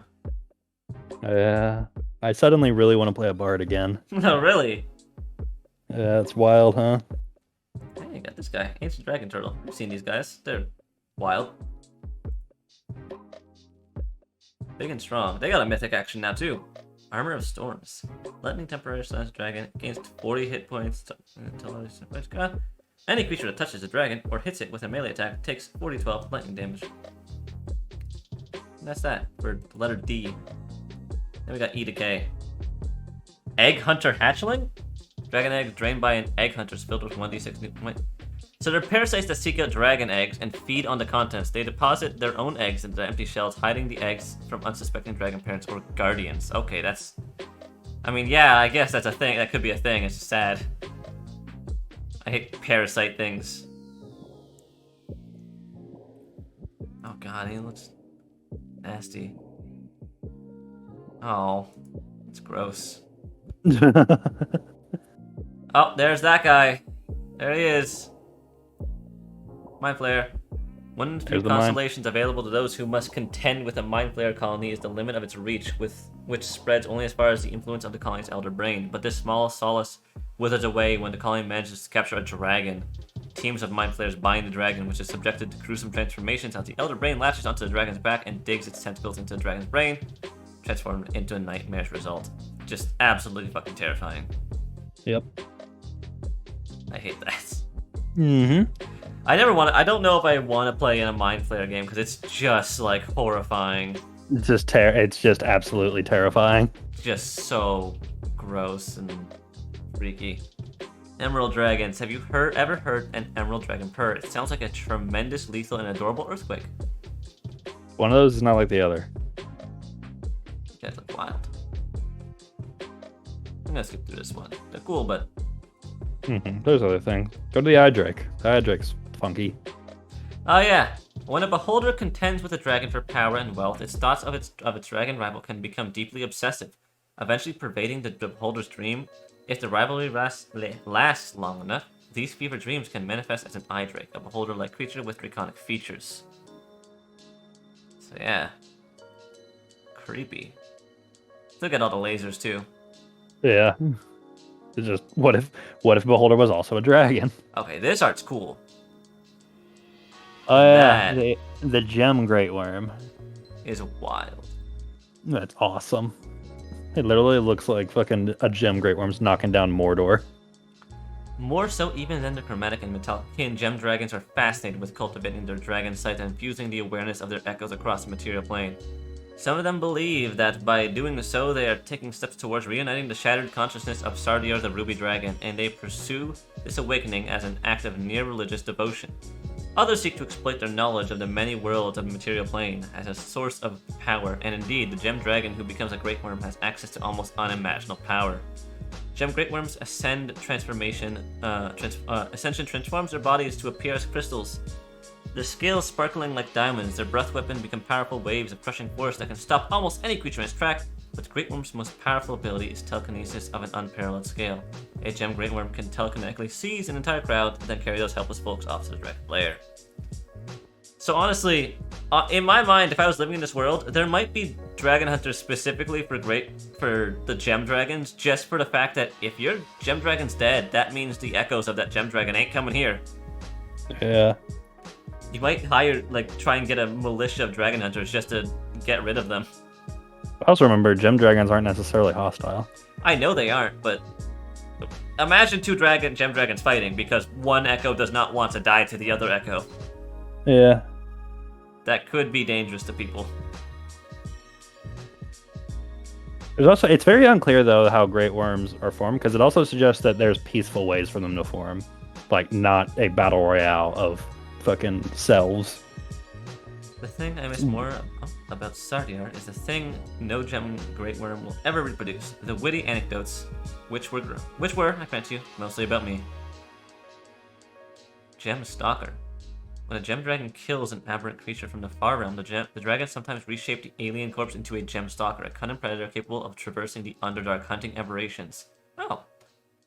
And guarding its creator's lair. A gem stalker is imbued with life, sapience, and purpose by the mystical energy of a gem dragon's breath, and is dedicated to its mission. Gem stalker has a four-legged body resembling that of a wingless dragon, but with a vaguely human-like torso, head, and arms in place of a dragon's head. Its eyes are milk white, it has no mouth, skin is studded with white crystals that pulse with psychic energy. The crystals give generate telepathy, as well as the ability to flame crystal darts and create a protective light that can ward other creatures against harm. Finally, something in the fucking Underdark that isn't just there to ruin the adventurers' lives. Finally, you see this and you're like, thank God. Follow him. Ghost Dragon. How do you know? Fizban the Fabulous is not afraid of ghosts. I am, on the contrary, deeply saddened by the reality of their existence, and maybe just a little creeped out. So yeah, they're just ghosts. They are just ghosts. It's ghosts. Horde so I guess this is what happens when a dragon might die, maybe. They turn into a ghost, Nope. maybe. Or the ghost, yeah, shit happens. Horde Mimic. The Horde Mimic's hilarious to me. Akin to the common mimic described in the Monster Manual, Horde Mimics are among the oldest and most cunning of their kind. Horde Mimics' massive and amorphous form and shape shifting prowess allow it to take on the semblance of a vast trove of treasure, not just a single object. Like smaller mimics, Horde Mimics exude adhesive goo to trap prey. They can also vent a fine caustic mist. A horrible and wonderful truth of our world is that anything has the potential to be an enemy. Conversely, anything can be a friend. So yeah, be careful in dragon hordes. It might be a mimic. It might just be the whole thing might just be a mimic. But then there's this Horde Scarab, tiny Love these monstrosity. Horde Scarabs are beetle-like creatures that, through some feat of natural adaptation or alchemic ingenuity, blend perfectly among piles of gold. They feed on tiny mites that infest dragon scales and lairs, and their painful bite can be a strong deterrent to would-be treasure thieves. Yeah, they're just, cleaners. Dragons get them as like pets, probably. So it's a Roomba for a dragon. Pretty much. Especially to adventurers sometimes. Yeah, part of the Roomba job. Then you got a Swarm. John Dragon 2. Hollow Dragon. Unlike dragons who explore the magic of undeath for power, some attack dragons see undeath as a means to pursue a noble pursuit, say protecting an artifact, fulfilling oaths. Dragon might descend from the hollow dragon, accepting undeath until that purpose is fulfilled. So it's a husk of their hide filled with radiant energy. Hollow dragons don't suffer distractions from their undying purpose, so powerful is their drive that their bodies reconstitute if destroyed. Wow. When fulfilling their purpose, most not embrace death as they have staved off for so long, but others seek new tasks to sustain themselves or cling to undeath out of sheer stubbornness of habit. So, like, if a dragon wants to, they can just be like, I'm gonna be dedicated to this thing and just do that and not die. Yeah. Pretty much. And next page. I also point out that this book has been full of like mostly CR like 15 plus things. Yeah, the only thing that was off that was just the fucking Roomba. Look at that. Lion Drake. Didn't even know that existed. I didn't either. Child rating 7. Solitary and territorial predator with long neck. Sometimes known as dragoness. Lion drakes are blind or frosty and preferable to open prey. Yeah, they're just lion dragons. Yep. And that's it. That's it. Oh, that's a man. Metallic Great Worm. Big boy. This is probably the same thing as before with the other two Great Worms. They're big, they're scary, run. If you can, you probably can't. Yeah. I hope that it's friendly. It's metallic, so sure. Hope that you aren't against its justice. What's its mythic action? Great Worm unleashes a magical roar. Each centered on Great Worm must do a DC 26 con save, or take 3d12 thunder damage and be incapacitated until the start of its next turn. Wow. Call me biased, but the great part of the metallic Great Worm feels a little redundant. It goes without saying. Oh, look at these guys. Metallic Sentinel. Peacekeeper. So Metallic Sentinel is a guardian created forged from Metallic Associate Creator. Artificial being sculpted from element fires. Dedicated to fusing tension that could spiral into violence. So they're literally like the fucking UN of dragon. Yeah. They go around Dragons can make robots now. Sure can. Pretty sick looking too. I like this art. Look at you, Very elegant. listening to Spotify while you do whatever it is. Warblers resemble songbirds and That's serve as exactly clandestine why agents it of the makes creative sense to watching promote queens. your business here. Yeah, your business. Oh, so there's Whether you watchers. have These are 2 just birds that employees watch. or 2,000, Yeah. Your voice can reach as broad or as narrow of an Moonstone audience Dragon. as you need. Crazy. And I've seen connect this with stuff. them where visual media can't. We're good. We're gone. Moonstone Dragon was a part of the preview. .spotify.com or Sapphire Dragon. more. Looks neat. Mm-hmm. Looks like Blue Eyes White Dragon from Yu-Gi-Oh! Sure does. Sea Serpent. These guys are cool. Just sea dragons. That's a really long jaw. Yep. And a Topaz Dragon. I think that's everything, right? Mm-hmm. That is everything. That's the whole book. There you go. Well, That was a crazy book. That was that's nuts. really good. I obviously when you get to the end of it, you're just looking at monsters. So I can't say that the end of it was better than the start, because obviously that's how it always is with these books. The end is just stuff for like the DM to really use, truly. But all of the info on Draconic gifts, all the magic items, the spells, the races, the one subclass, the feats. Really cool. This was better than Tasha's for me. I love this book. This was great. Super sick. I feel like this has given me like new things that I really want to do, both as a player and as a DM. Well, like you said in the beginning, it really does. Well, I said in the beginning, it really does do more for dragons than just their big, powerful lizards. It genuinely makes them like they aren't gods, they aren't monsters, they aren't characters. They're their own thing. Yeah, they're an entirely different entity that is related to the creation of just existence. They were here first. They are not like you. They work entirely differently. I love that. It makes them They're like 100% feel so special. You know how in Marvel they have Nexus beings, where it's like they are the same in every reality? It feels like that's what they did with dragons, where dragons they live on a different level of reality. Like their makeup exists on different levels, so they are preternaturally existing in every reality. I'm gonna point out, by the way, you said Dragovian Lancer. There are dragon packs for warlocks. Like Tiamat is the most prime example of just taking the Fiend. the fiend, and just being like, Tiamat. Yeah. It fits. There's nothing that you can't do with it, and that goes for a lot of them. Hexblade Warlock, you could have just been given your power. The sword that you get as a Hexblade could just be one of the treasures of a infused treasure. Yeah, it was that psychic shard we were talking about. I know what you're saying, Dracovian Lancer, if you would like to see one that's dedicated to dragons, but I'm going to say this. Warlocks do not need any more subclasses because they are the most... flexible? They're the most flexible, but they already have such a diverse mechanical pool that at that point, all you really need to do is flavor. We're at a point in D&D where so many things exist, where making new things would just be doing the same things, but again with a different flavor. Like, I can pull up the Warlock, by the way. And I agree. I would be super hype it would be sick. I would be super hype if one got put out. I don't think we need it though. I think there's absolutely plenty of choices if like you don't want it. The Archfey, you can pick any of the Fey dragons. Celestial can be. Yeah, you could put you could be an Archfey Warlock with a Moonstar Dragon. With Celestial, you could have a Metallic Dragon. The Bahamut Fiend himself, the Fiend could be Tiamat or really any Chromatic Dragon. The Hexblade could be anything. Undead could be like the Shadow Dragon or the Ghost. There's a lot. The Aberrant Mind could be Gem Dragons. Or Great Old One could be any of the Gem Dragons too. Truly.